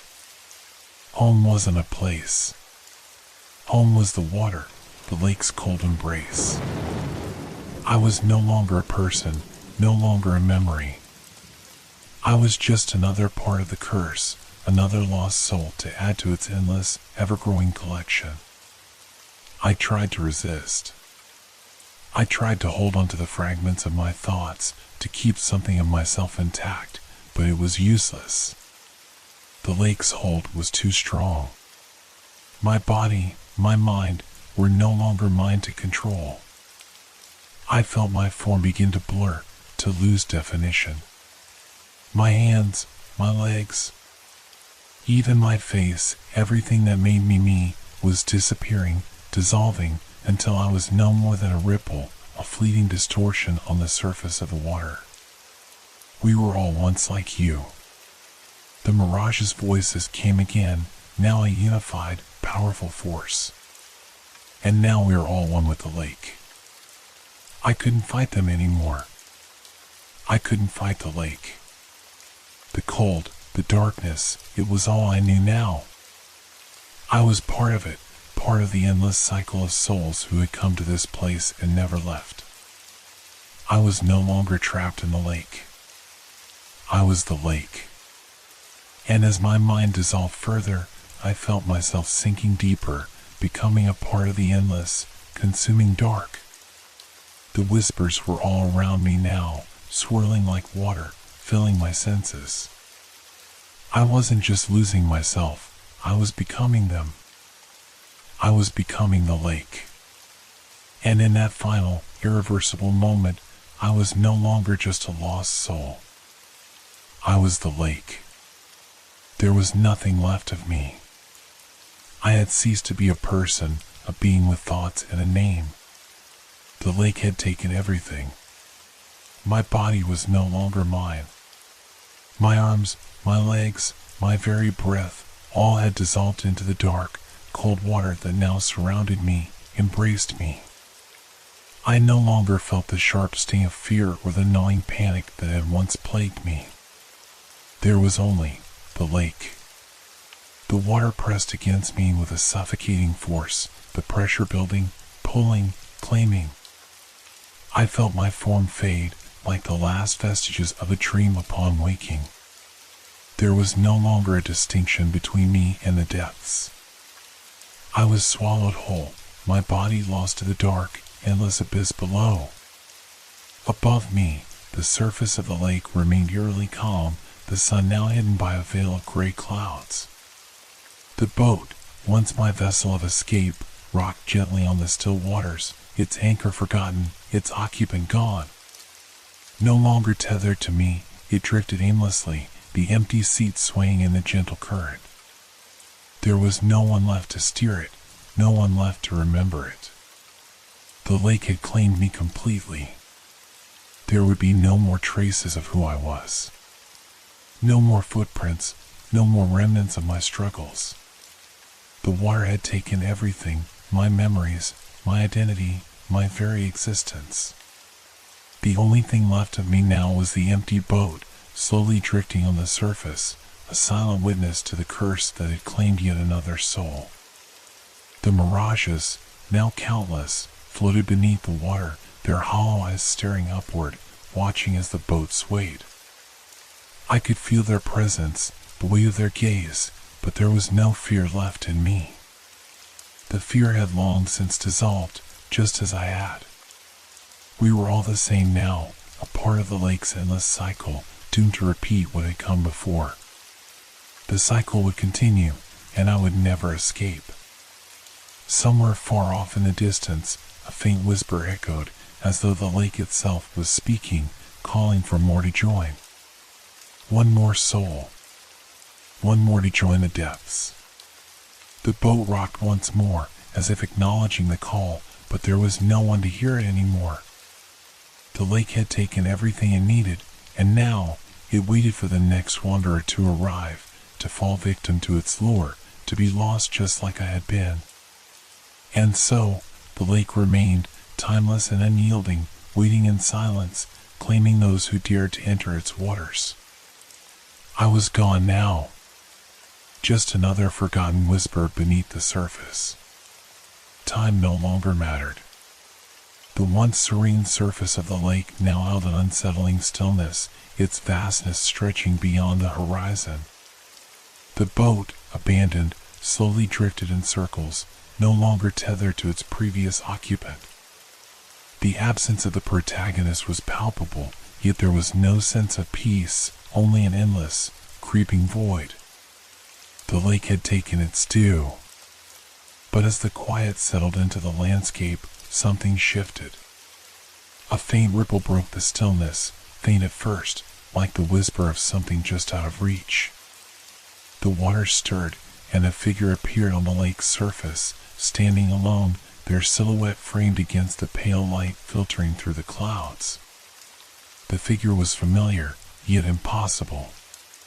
Their features were blurred, like a face reflected in water that couldn't quite hold its form. The person, no, the thing, looked toward the distant shore, then turned, their eyes locking onto the empty boat, and then they spoke. "Come closer," the voice called, soft but laced with an unearthly force.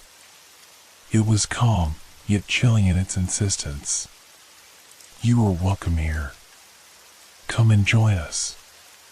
The figure's presence felt like an echo of the past, a repeat of the countless souls that had walked the same path, heard the same call, and been drawn into the cursed waters. They seemed familiar in a way that went beyond recognition, like something that had always been there, waiting. Something that had always been part of the lake, part of its endless pull. The voice. It was unmistakable. It was the same voice that had called the protagonist earlier, the same voice that had once been their own, now distorted by the water, lost to the curse. The protagonist was gone, but they were not truly gone. They had become the lake. The figure's eyes glimmered in the dim light, and as they stepped toward the water's edge, the ripples in the lake spread outward, distorting everything in their path.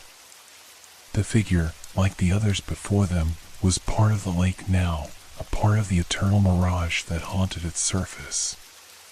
The boat was now empty, abandoned, but its shadow, its presence, remained, a silent testament to the cycle that would never end. As the figure stepped closer, a whisper stirred in the water, like 1,000 voices rising from the depths. It was a sound no living person should ever hear, an eerie chorus of longing, a beckoning that no one could resist. The final image left a lingering, oppressive silence over the lake. The figure gazed out over the water, and for a moment it was as if time had frozen. Then, just as the protagonist had been pulled beneath the surface, this new figure, too, would succumb to the lake's call. And so, the cycle began again. The lake, timeless and unforgiving, waited for the next soul. The next victim. The next lost wanderer. And within its endless, shifting waters, the protagonist was no longer just a memory. They were a part of the mirage, a reflection on the surface, forever waiting, forever calling. They were the lake now.